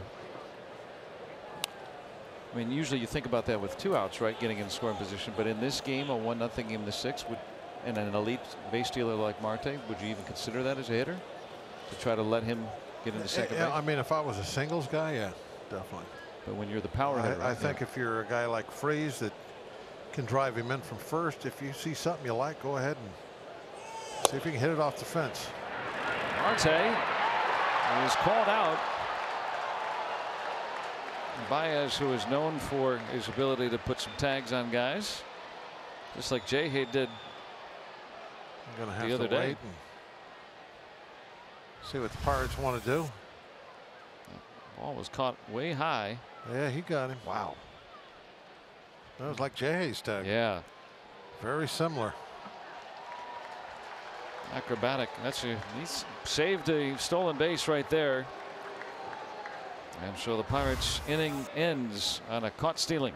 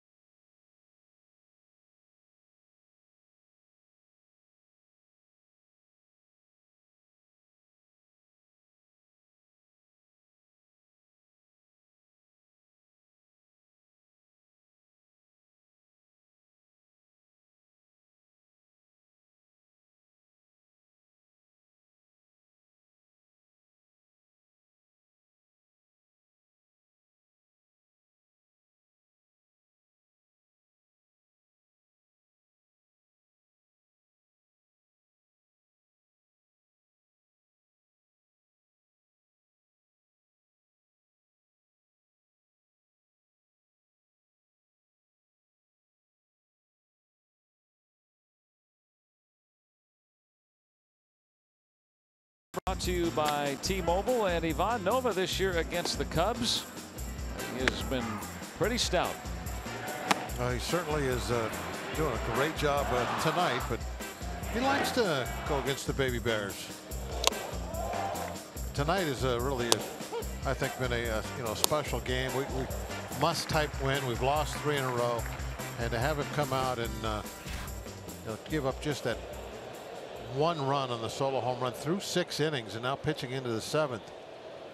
This is very good. This is stepping up to and doing the job at a crucial time. And between innings, the Cubs manager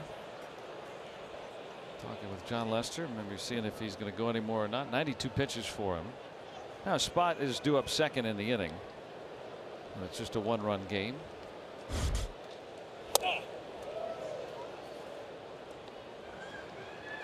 Looks like he'll be done for the night. On deck. Steve Cishek. Schwarber on deck. Yeah, there's Schwarber. Lefty batter. Freeze on the backhand. That was a terrific try by Freeze.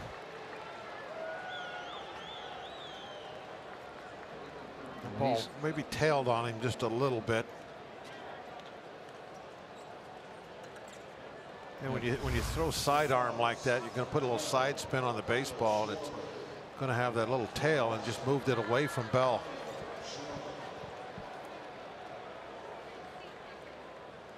This will be a good look of fly to that baseball. Yeah, it showed it perfectly. Bell trying to keep his foot on the base and reach the ball at the same time. Yeah, did a nice job crossing over. The flight path kind of looks like a banana when you frisbee throw it from down there. Yeah. That's why those guys that throw pitch like Cishek, who you'll see coming in. Yeah, he's got that movement. Yeah, same thing, and it's just exaggerated when you're throwing a ball from such distance. Now Schwarber's down a strike. Pinch hitting for Lester. He's done after 6 tonight. And the Pirates will say good riddance. He was really good. Yeah, I really didn't expect it. I thought we were going to have a little breakthrough on offense. Bell gets one there, and that'll be it. A good throw by Bell. Yeah, that's right there, chest high on the bag.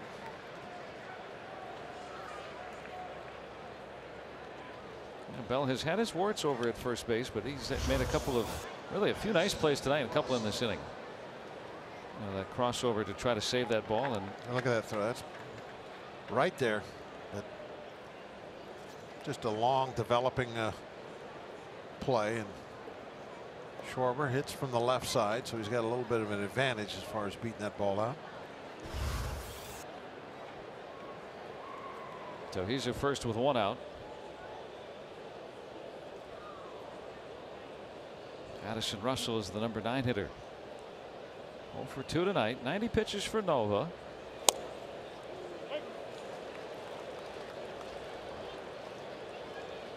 Russell has grounded to 7 double plays.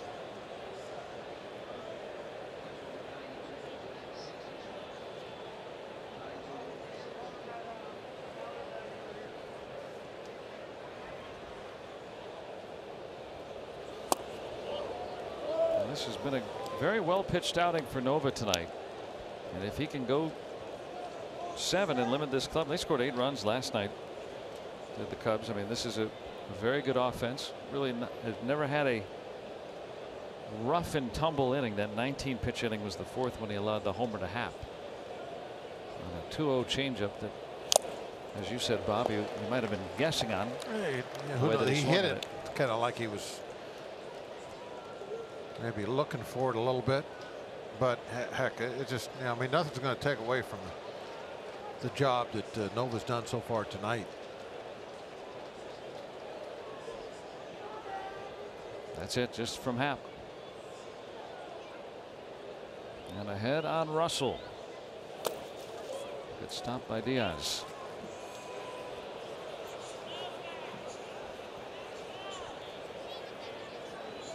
getting in a part of the game where the the Cubs have really excelled this year.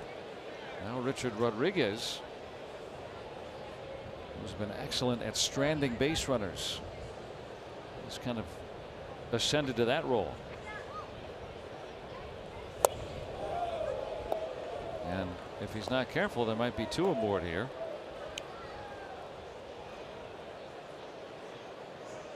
Nova has not walked anybody tonight.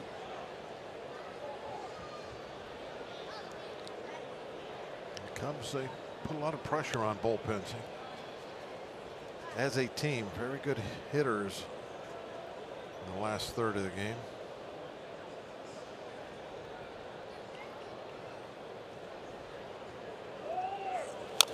Schwarber running on the pitch.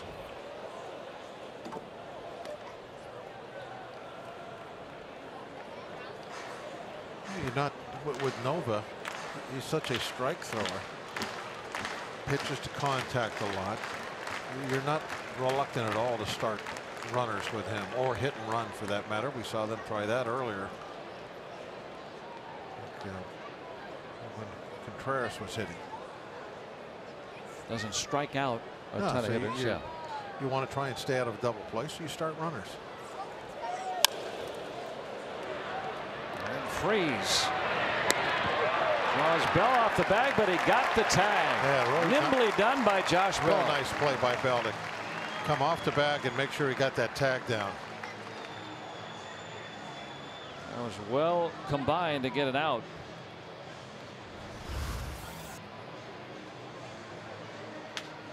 This throw gonna sail just a little bit on Freeze, but Bell with the good save. Catch, tag, got him. Look on our Allegheny Health Network Supermo right here. It was on the shoulder. Yep. Hey, where's that guy with the bad shirt? We'll visit him in a bit. That's going to be it for Nova tonight. They'll go 6 2/3, keeping the Cubs to just 1.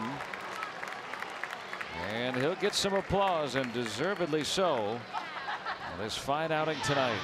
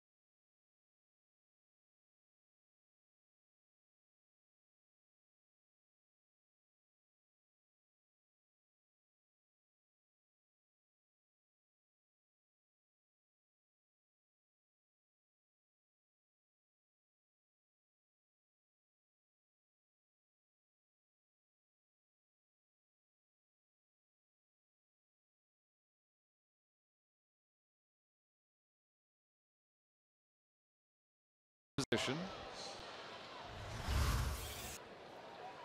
And Nova done after 6 2/3 tonight, but what an excellent outing. I pitched very well. 1 run into the 7th. And now looking to the guy who has been tied for the best in the league at stranding inherited runners.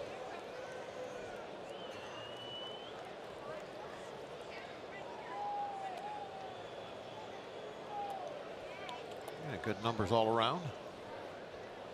Big strikeout numbers. Non-roster invitee. Is that a minor league deal? That has been a huge part of the Pirate pen. Coming on to try to get Baez.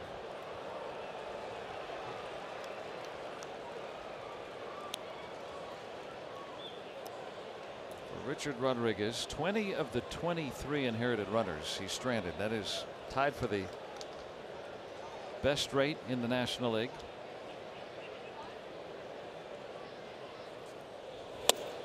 Ooh.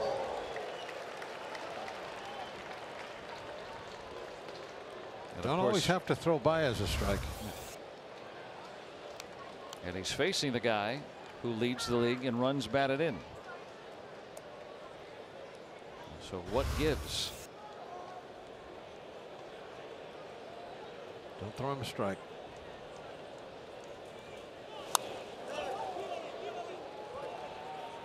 He hasn't yet. Don't do it. I don't think Baez has the discipline to take a couple pitches in a row.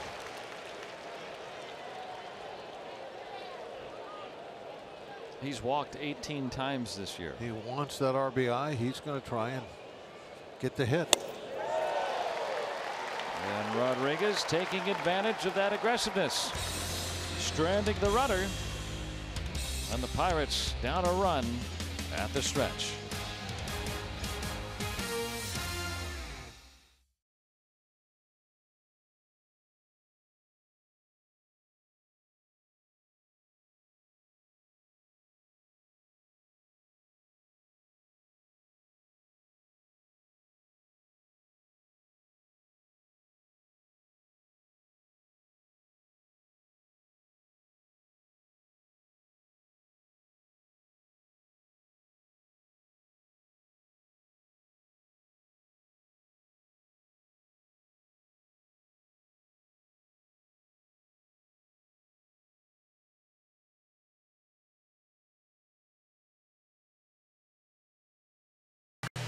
And we've been talking, numerous innings. This is a surprise with Lester coming out here and throwing up the zeros like he did, but Nova was just as good.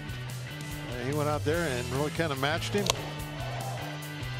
One bad changeup that he threw that was, right down the middle, but it's a 2-0 changeup. You're trying to throw a strike with it, so you really can't fault him for it. But went out of the ballpark. That was here to Ian There Happ. it is. But again, it's a solo home run. That's not supposed to lose you the game. Your offense has to do something to pick you up. And to this point, the Pirates offense is not doing anything.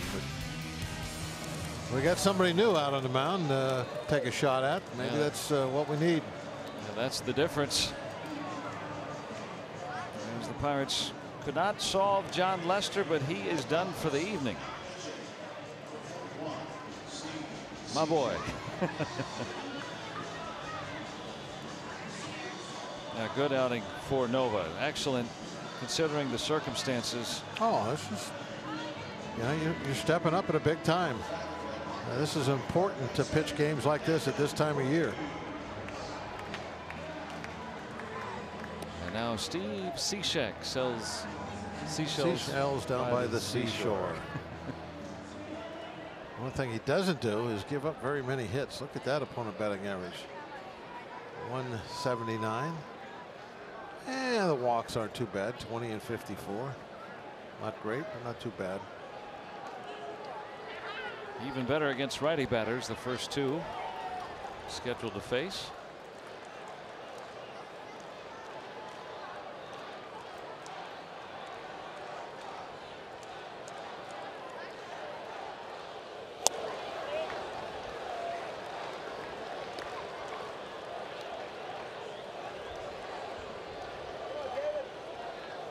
For 2 tonight.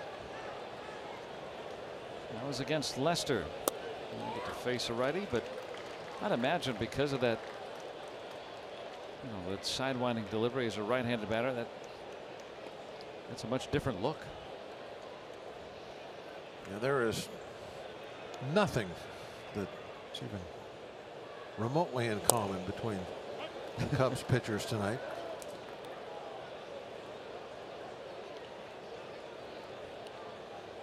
We've had some light rainfall here this inning. Just starting up. It's not going to rain. It's just sprinkling a little. In tight.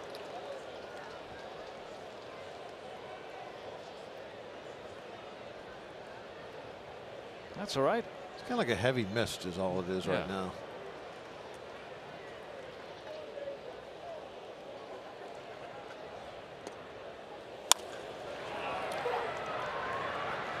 Right to Baez for the first out in the Pirates' 7th. Pirates do not have an extra base hit tonight.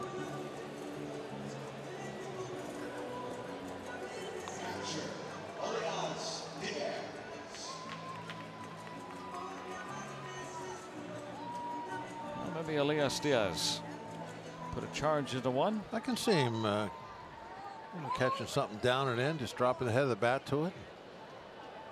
Homered yesterday in Minnesota. He hit one over the Rivendell sign.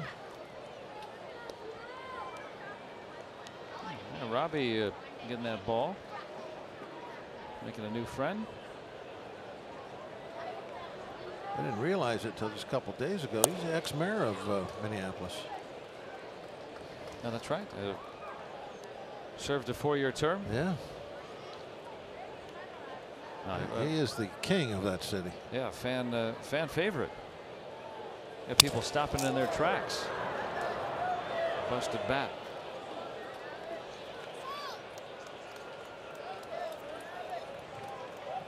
I wouldn't go so far as saying fan favorite. I was fortunate enough to spend 4 years working there, and they enjoyed making fun at my inability to field foul balls. That's more what it was. Well, you did a nice job there. You really I mean, that's kind of impressive. That I mean, you basically walked down the street there. You stopped traffic. Hall of Famers. Yeah, Hall of Famers were hardly. Yeah. You at get Hall of Famers yelling at you from way, hundreds of feet away, trying to get your attention. My former broadcast partner, Bert Blyleven, former Pirate, won a World Series here in 1979. Who you're referring to? Yeah. Yeah, I was right at Hayward.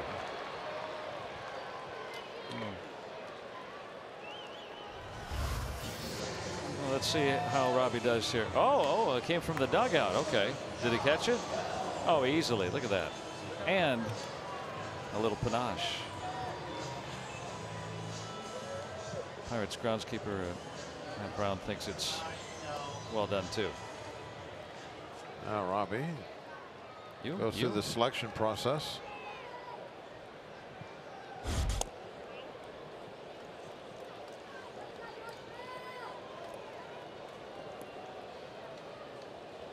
Well, maybe this will be the home run. We're looking for one. I got a feeling that that's how it's going to get tied up. I like that. Baez having to range a long way. Never had a handle on it. That's a base hit. How about with a man aboard? Even better. Yeah, that's a good call.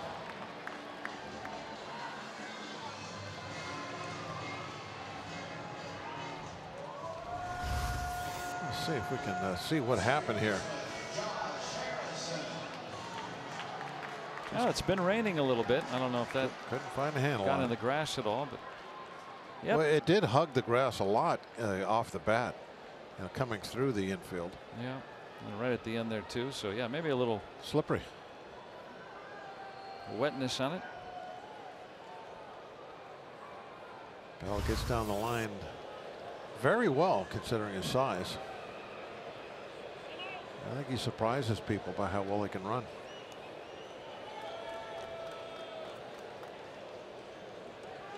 Jay Hay with a base hit his last time. Through the middle, and Baez able to snare it for the final out. 1-0 Chicago.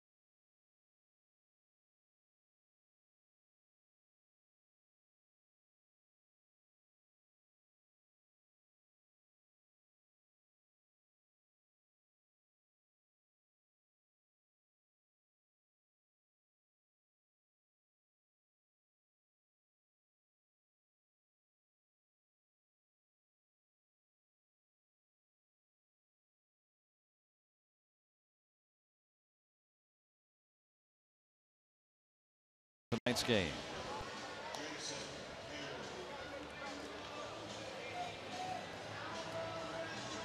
There it is. A can of beer coming. I like it. Not till next inning. That's right. I got to get 3 outs here. Well, Rodriguez stranding a runner at second with 2 outs. He has not allowed an inherited runner to score since mid-May. 19 straight he's stranded now. Starts this inning cleanly. Well, someday he'll find that consistency that you need. I mean, what a find. Every year there's that story, you know. Soft-spoken guy too. Grew up on a farm and enjoyed working the farm, so he's no stranger to, I guess, you know, if you want to use the you know, the thought that, you know, he's coming in and has to work his way out of jams and that sort of thing. I mean, tending to the pigs and the chickens in that farm in the Dominican Republic.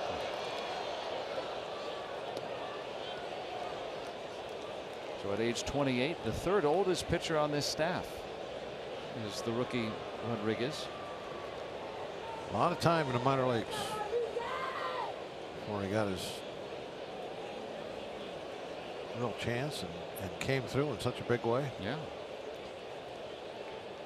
Didn't even get signed until the age of 20, when most of the other guys he knew signed at age 16.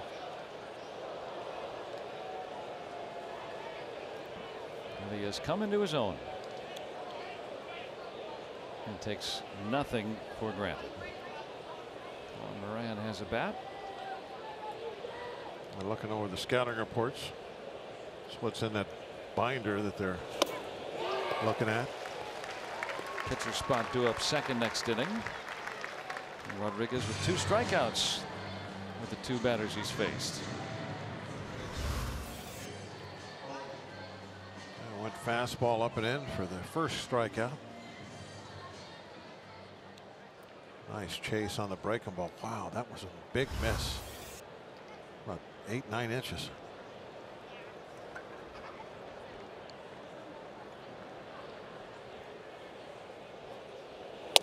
Yeah, you look at the swings that he gets, especially, you know, we see the high fastball a lot get cut on and missed. The Pirates really doing a good job finding him. I mean, but what's funny is he always had success in the upper minor leagues. Did not walk a lot of guys, had a low walk rate, had a low earned run average. You know, for the layman, we're looking at things. Okay, well, who is this guy? You know, January at my house, I'm flipping through numbers. Well, this guy, why isn't he a bigger deal? I don't know. Well, let's see. You know, and sure enough, you know, 2.5 ERA and walk rate in the low 2s in the upper minor leagues in his career, but never got an opportunity with Baltimore, save for 5 games last year. Breaking ball hit him.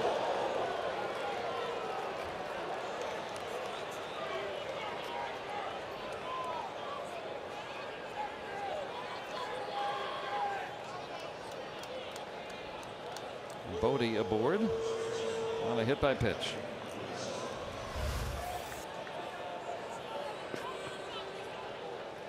Yeah, he was trying to start that one off the plate inside, bring it in for a strike, and just came out of his hand way too early.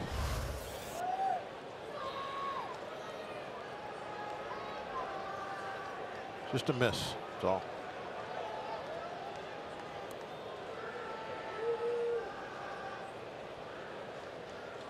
Anthony Rizzo with an infield single.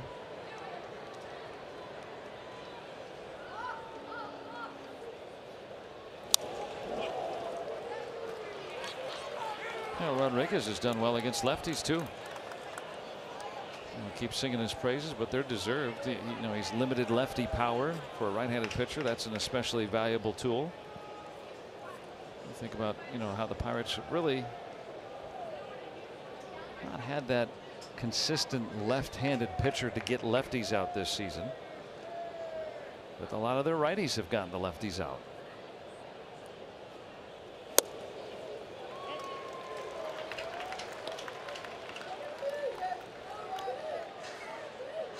Probably somebody at home saying, well, Vasquez gets him out. Well, sure. He doesn't count. Being the closer, used almost always in the final inning. But yeah, I know what you mean. You know, a lot of teams, they have that left-handed specialist for like the 7th inning. And he's faced 2 lefties here in this inning, struck them both out. Two different ways. Now this is actually his best weapon. This is what's caught everybody's eye, is that high fastball. That's what we saw in spring training that I think got him on the radar.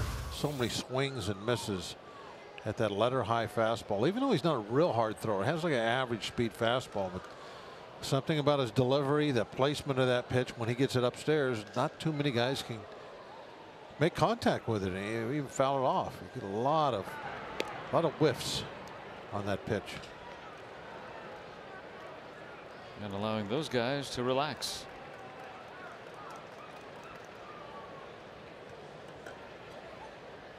There'll be one more of them in the game at some point tonight. Ian Happ, who homered in the 4th. Going for the downs again. Yeah, there it is. I mean, that's not elevated as much as he likes to get. That's not really letter high, but still just 93. And you could hear just barely a slight foul tip.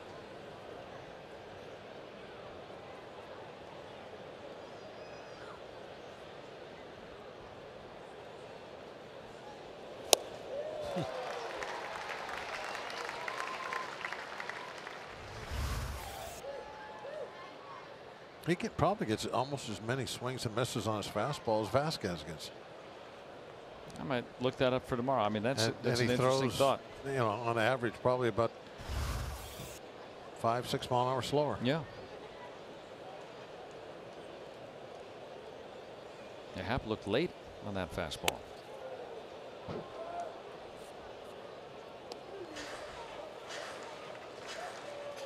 Trying to keep it a 1-0 game. Pirates have 8, 9, and 1 due up next inning.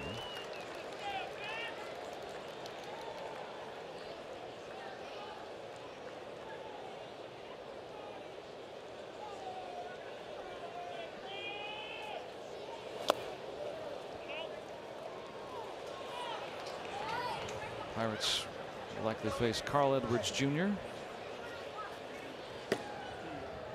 His build belies his fastball. He throws some heat. The Blade. It's a good name.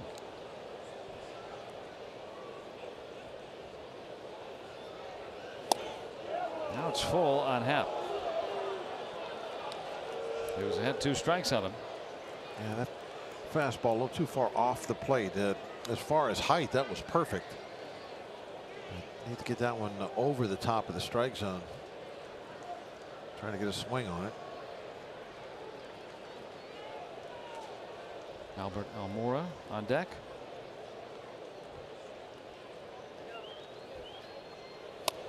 Oh, yep, that's it. And Happ walk it off. Down on strikes. Is that 4 strikeouts? 4 strikeouts for Richard Rodriguez.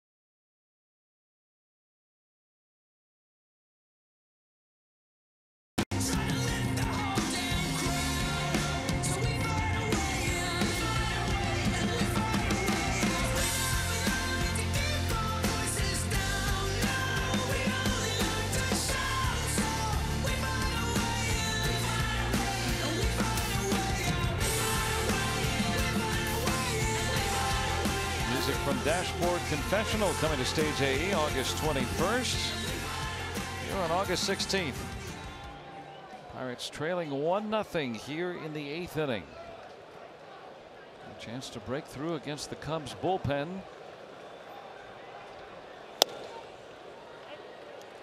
And facing the pinch hitter Adam Frazier. Edwards especially good against righties, so the left-handed batting Frazier will hit for Echeverria.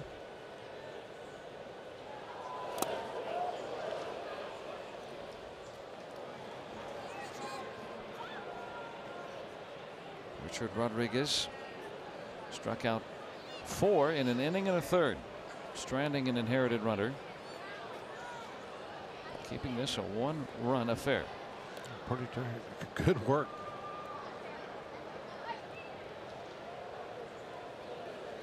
Carl Edwards Jr.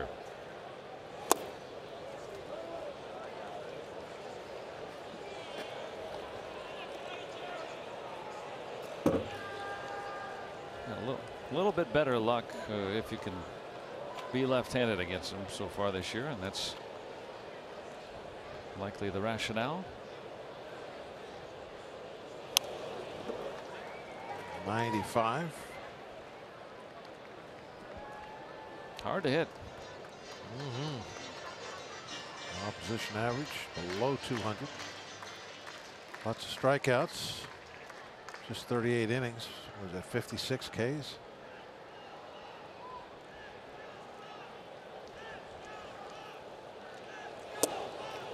Nope. Inside. Colin Moran is on deck. He would bat for Rodriguez. Another lefty batter.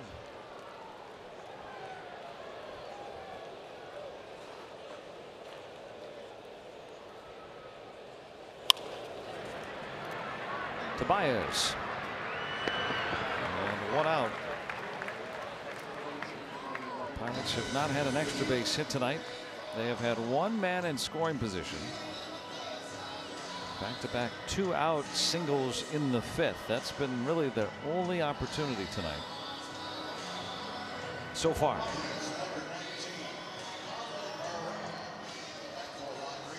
Josh Bell has one of the Pirates' 6 hits, but all singles.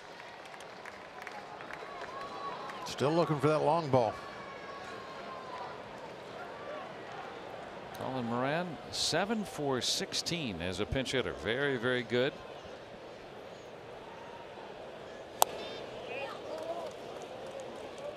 Kevin Newman might make his way into his first big league game after Echeverria was pinch hit for.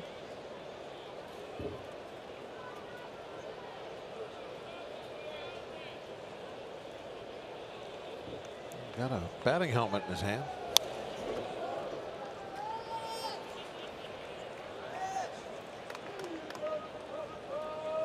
Well, maybe he would pitch run. Yeah, I was going to say for Moran if he gets on.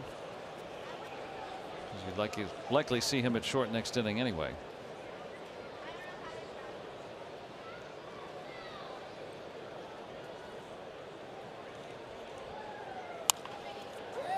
Out to Russell. A couple of soft ground outs.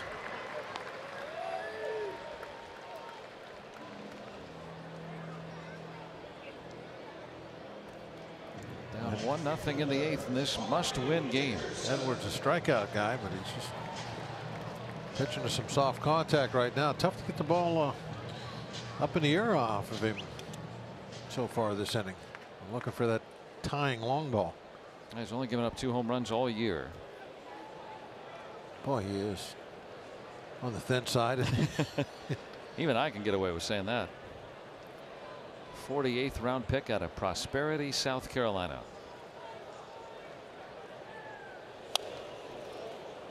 So Corey Dickerson started the Pirates' first inning with a base hit. Definitely shows you don't need big muscles to throw hard. He throws very hard. He can bring it. I think he's got a bill on his cap.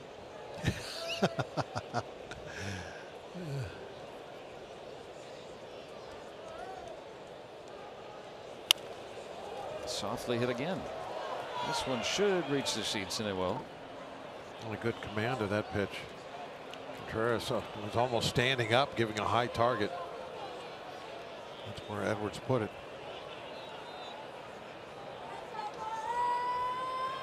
Well, the Pirates have been able to get the matchups that they've wanted in this inning. 3 straight left-handed batters. Edwards went through the first couple. They got Justin Wilson just in case. Left-hander. Maybe for Polanco if the inning goes that far. That would make sense. Pirates are hoping it does. They need at least one.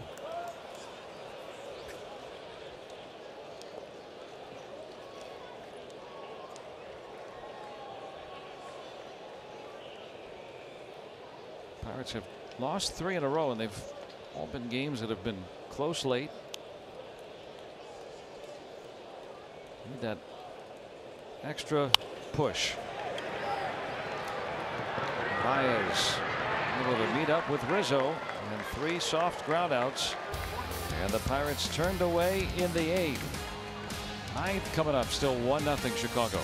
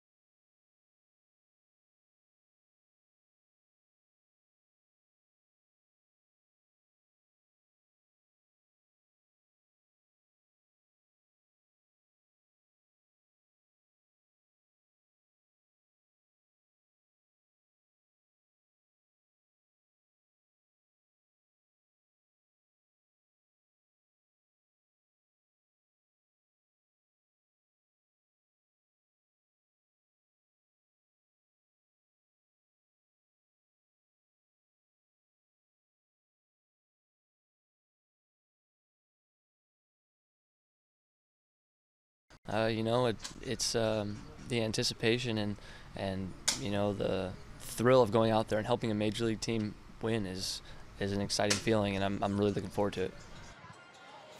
Yeah, there's Kevin Newman's response, asked at what level of nerves he might be feeling as he makes his big league debut right here as a defensive replacement in the top half of the 9th inning. But how about this, Joe and Bob? He found out after the Indianapolis Indians played a doubleheader last night, and he had to get his whole entire family from California here for the game. So they all took red eyes. His parents, John and Tammy, made it here. His sister Fallon, his wife Shani, along with her parents, a buddy, and his agent. Everybody, in a matter of hours, found out he was making his debut, and here they are, watching it live and in person. Pretty cool moment for everybody involved around the Newman family, guys. Oh, there they are. And they had to wait till the 9th to see him get in. And out of Poway, California, near San Diego.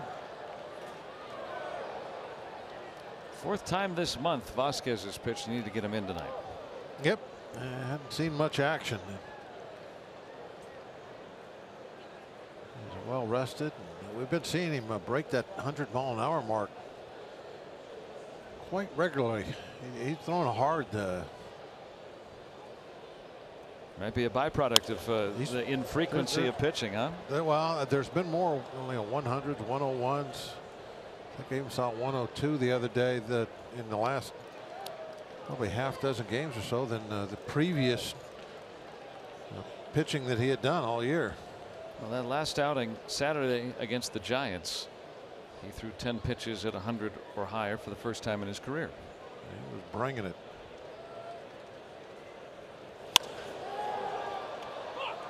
Now to Polanco. Just a lazy fly. A 1 out in the 9th. We'll take a look at our Nissan road ahead tomorrow. A couple of guys from Rancho Bernardo High School in San Diego. Cole Hamels, Trevor Williams, the pitching matchup. Different times that they attended that same high school. That's tomorrow. Our coverage begins at 6:30 right here on AT&T Sportsnet. And Trevor Williams talking about, Cole Hamels was the guy that everyone was trying to be when he was pitching in high school. Everybody's hero, and now he's going to face him. Yeah, isn't that wild? Well, right now Trevor is pitching as well as anybody in the league, so kind of like that matchup. Trevor has been getting it done. Yeah, you think this is a pitcher's duel tonight? I mean, 1-0, that you can't get more of a duel than that. Might be the same deal tomorrow. Pirates hope it's a 2-1 final in their favor. 100 there.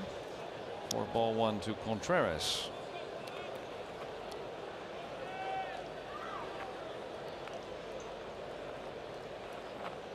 Pirates have gotten some really good pitching tonight. They've given up 7 hits, 3 of those infield singles.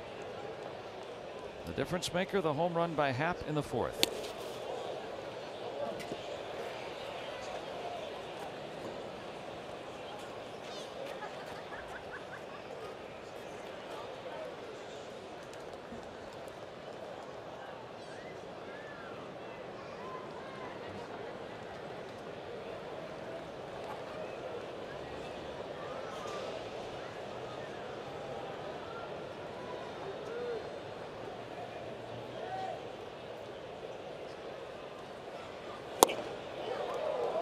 Now 3-1 on Contreras.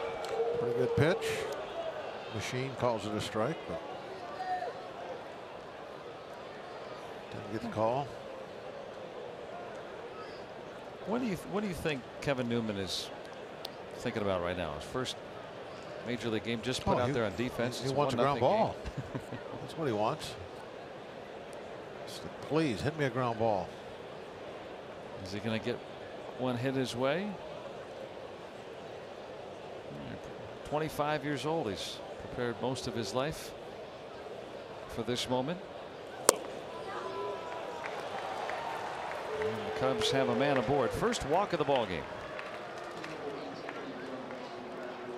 And before the game, having a nice moment before the game too.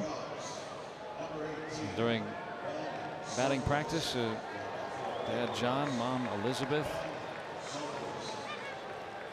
and some of the family, wife Shaney also here, and supporters of Kevin Newman. Great athletic family. John played college tennis, and Elizabeth, the ski instructor. Sisters playing tennis and water polo in college. And then there's the backyard ping pong games that are as competitive as all get out.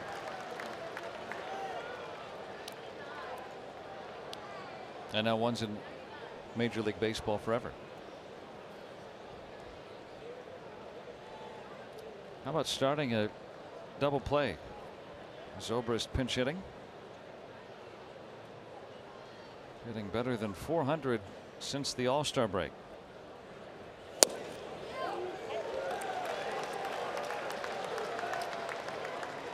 Vasquez popping that fastball pretty good tonight. Maybe not quite as hard as he was out on the coast, but plenty good enough.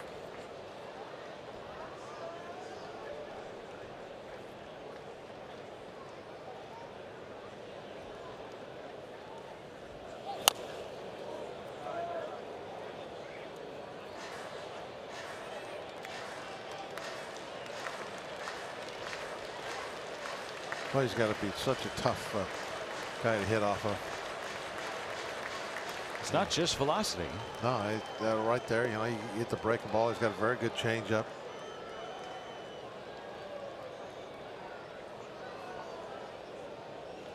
And when he's got the velocity that he had in Frisco, man, that's tough. Out to deep left field, but Dickerson with some room. Solidly struck, but the second out.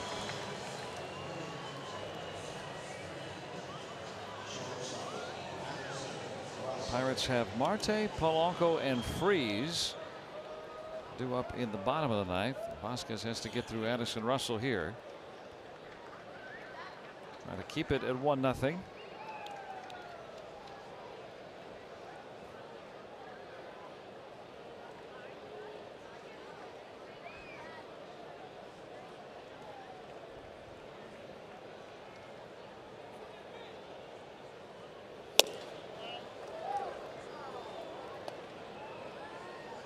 For 3 tonight.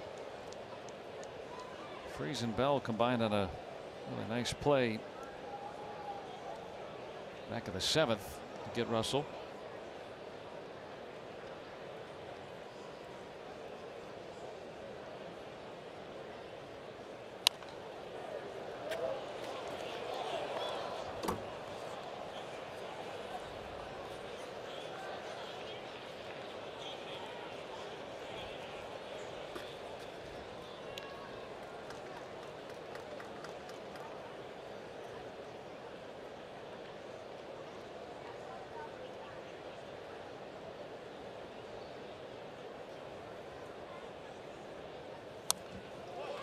Ball and 2 strikes.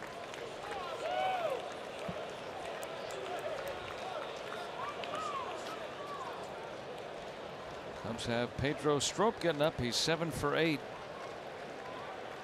since the All-Star break and saves opportunities, filling in for Brandon Morrow, who's on the DL.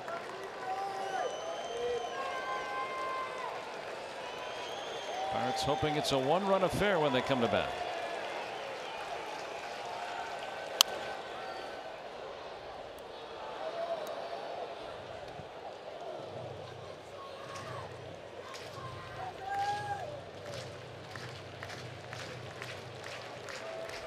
Baez, the top of the order, due next. Well, this is certainly the out you want to get. Russell, just 37 RBIs on the year. He's not the hitter Baez is. Out to Freeze. That'll do it. It's 1-0. The Pirates score, and they can keep this thing going in the bottom of the 9th.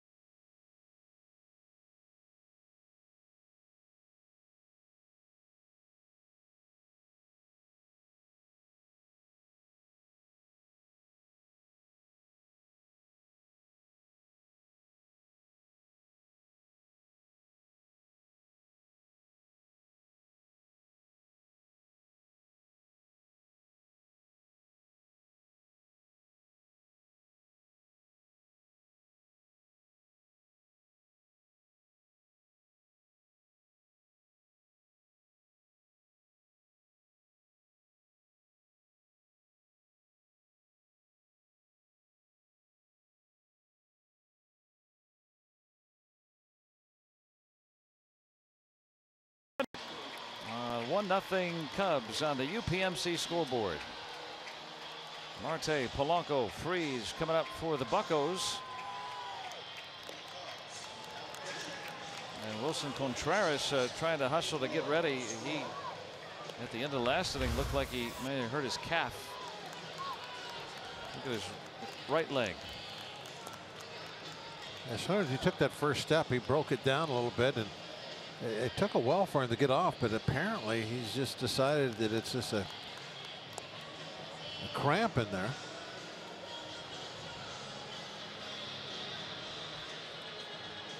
So the athletic trainer taking him off the field, but he's going to stay in the game. Yeah, 1-run game.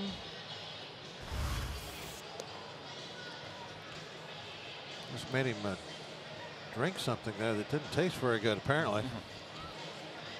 Here, drink this. It'll help with the cramps, but hold your nose when you do. Yeah, might have got it from Darvish Nice. earlier. Some of that green stuff. Yeah. He's testing it out. Test it a little bit more. I mean, for a catcher, the leg cramp's got to be horrible. But he's going out. Schwarber was helping him out, warming up Strop, who has been filling in as the closer for the Cubs, and he'll need 3 outs before the Pirates can score. There are his numbers this season. They got a good trio coming up for the Buccos. Well, we've been looking for that home run all night, and we got some guys with some power. This be the inning. Marte, Polanco, and then Freeze.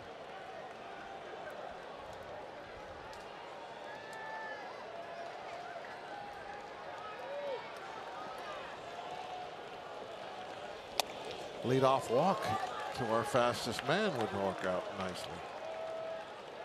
Strop has good career numbers against all 3.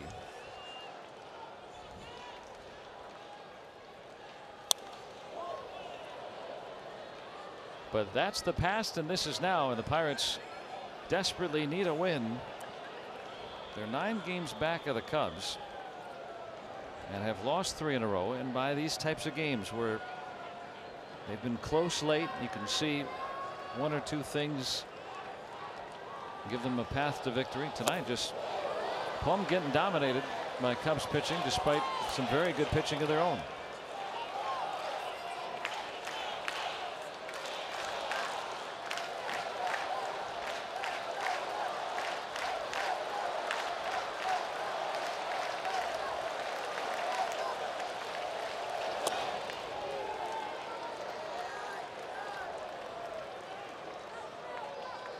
Strop doesn't want this game to go sideways.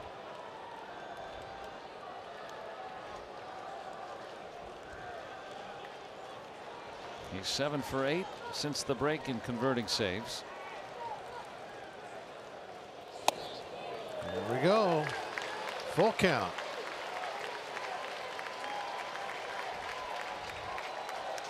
No, start off with a base on balls. That's how every rally starts, doesn't it? Feels like. Yeah. I had somebody look that up a couple years ago. They said, no, it's not true. Who needs facts? Yeah. Ooh. That would have been ball 4. A good slider. Strop's been doing that for a lot of years now. And 1 out in the 9th. And the Pirates and Cubs will continue this 4-game series tomorrow night here at PNC Park. Cole Hamels, Trevor Williams, the pitching matchup. And our coverage starts at 6:30 with Pirates pregame presented by WB Mason.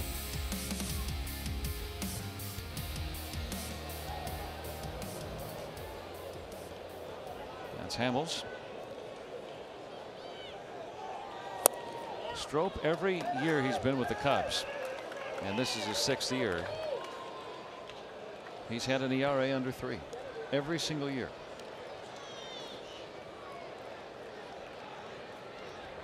First extended time working in the 9th inning for them.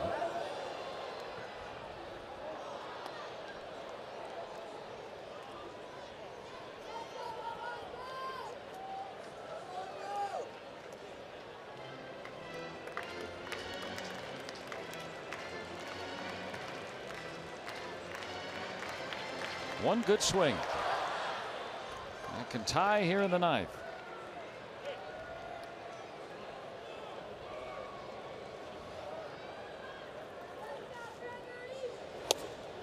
And he's ahead in the count. Is Polanco 2-1.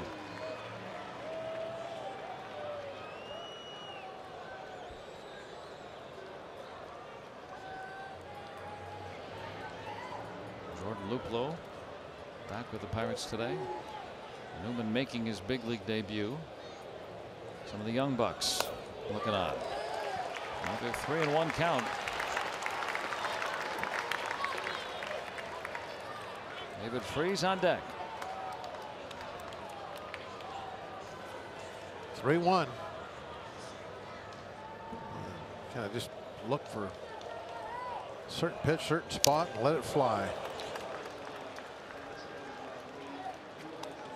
You got to focus in on you pick a spot, you pick a pitch that you think you can really drive in those hitters count, especially in ninth inning 1-run game. And then if you get what you're looking for, don't be shy about it.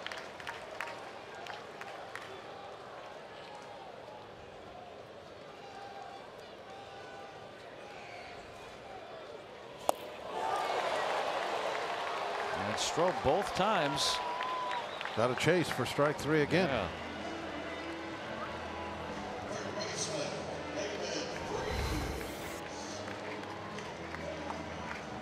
It started off about knee high.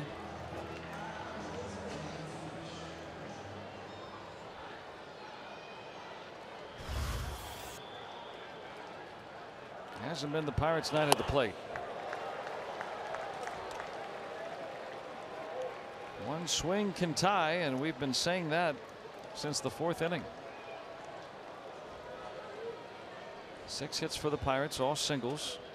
Josh Harrison, the lone man to be past first base tonight.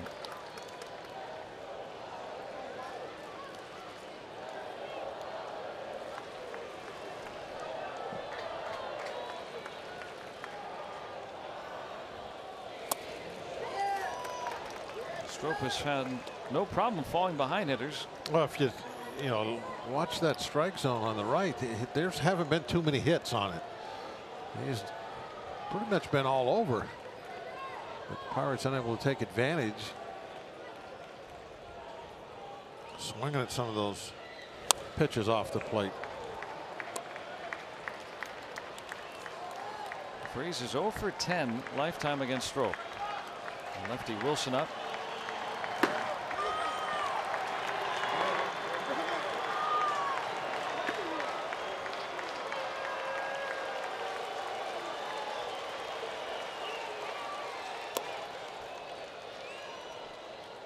Time called by Contreras. No pitch.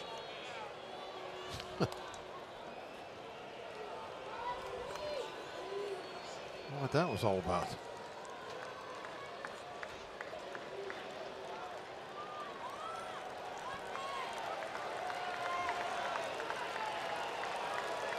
Well, somebody's going to be satisfied.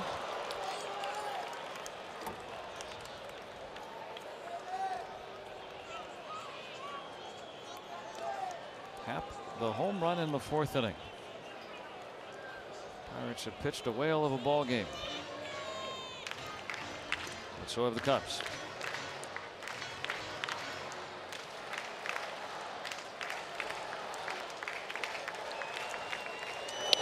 Oh, we got a base runner. It's a painful way to do it. But the Pirates will bring the winning run to the plate here in the 9th. All right, he's got an arm guard on. That was all right.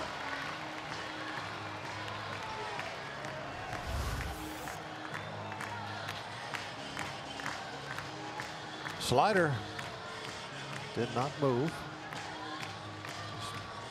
Just taking in that arm guard. Take your base.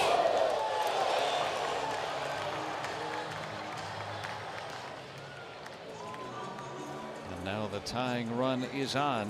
When Strop was a strike away from putting it away. Might the Battling Bucks still have something left?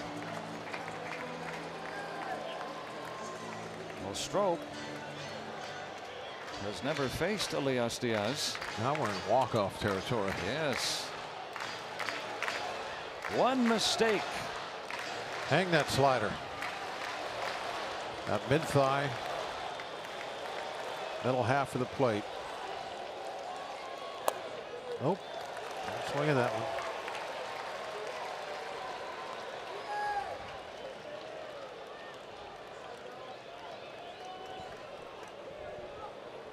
Got the rally caps going.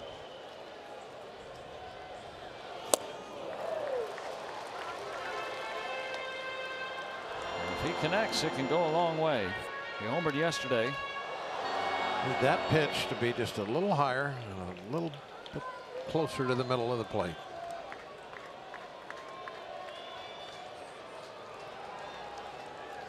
Tying run at first.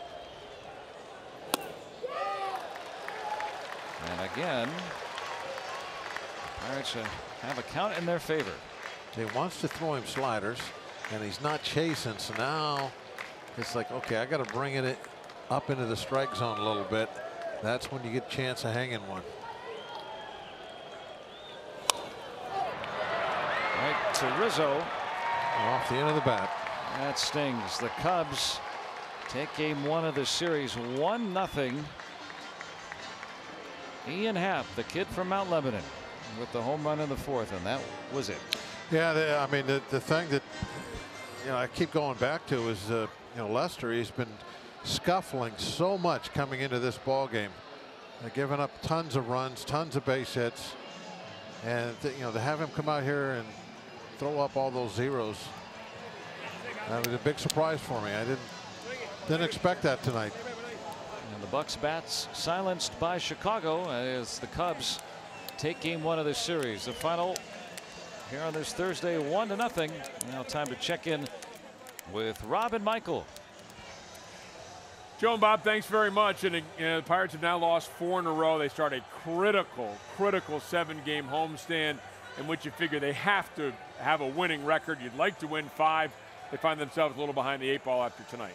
Yeah, and it was one of those games they really couldn't do anything about it because John Lester came out in vintage form, 6 strong innings. He even swung the bat well, 8 Ks, and then the bullpen that's been so good for the Cubs all year long came in and shut the door. The difference today was Ian Happ at the plate, hit that home run. So at the end of the day, the Buccos played good baseball. We got to see a debut. Nova came out and pitched as good as I've seen him pitch almost all year. Was really dominant throughout the game. Got soft contact, so there's not really much else you can do. They just beat them. Yeah, and the bullpens have been a problem. For 8 1/3 scoreless by Minnesota in that 2-game series in Minneapolis, and then 3 scoreless from the Cubs tonight in support of John Lester. As we promised earlier, it's our Miller Lite hold true moment, and it was the work of John Lester going 6 scoreless innings. Yeah, he was outstanding. He was dotting down in the zone, and when he wanted to go up, he did. He was able to expand the zone. He really wasn't filling up the strike zone. He was pitching off the strike zone, and the Pirates were helping him out, chasing it, and that just showed how good his stuff was. Back in the day, he would really get that ball moving, and today he had it like he was back at 22, 23 years old. Well, we're also seeing the Kevin Newman family make their way down. Kevin Newman, the Pirates' #1 draft choice a couple of years ago, didn't get the start, but did get a chance to make his major league debut. So at least that's behind him, was able to get in after they pinch hit for Echeverria and play the 9th inning defensively for the Pirates. Yeah, he got in a 1-run game in the 9th inning. I was hoping a ball got hit to him because that's a big situation against the Cubs of all teams. Pretty cool. Something he'll never forget. I'm waiting for that first at bat, though. All right, the Pirates lose by the final score of 1-0 in the first game of this really important 7-game homestand. Coming up on Pirates postgame presented by the Allegheny Health Network. Of course, highlights and a wrap on this one. You're going to hear from manager Clint Hurdle. Tomorrow's starter for the Pirates is doing something seldom equaled in Bucks history. We'll tell you about that. We'll tell you what this loss means for the Pirates in the standings as well, coming up next.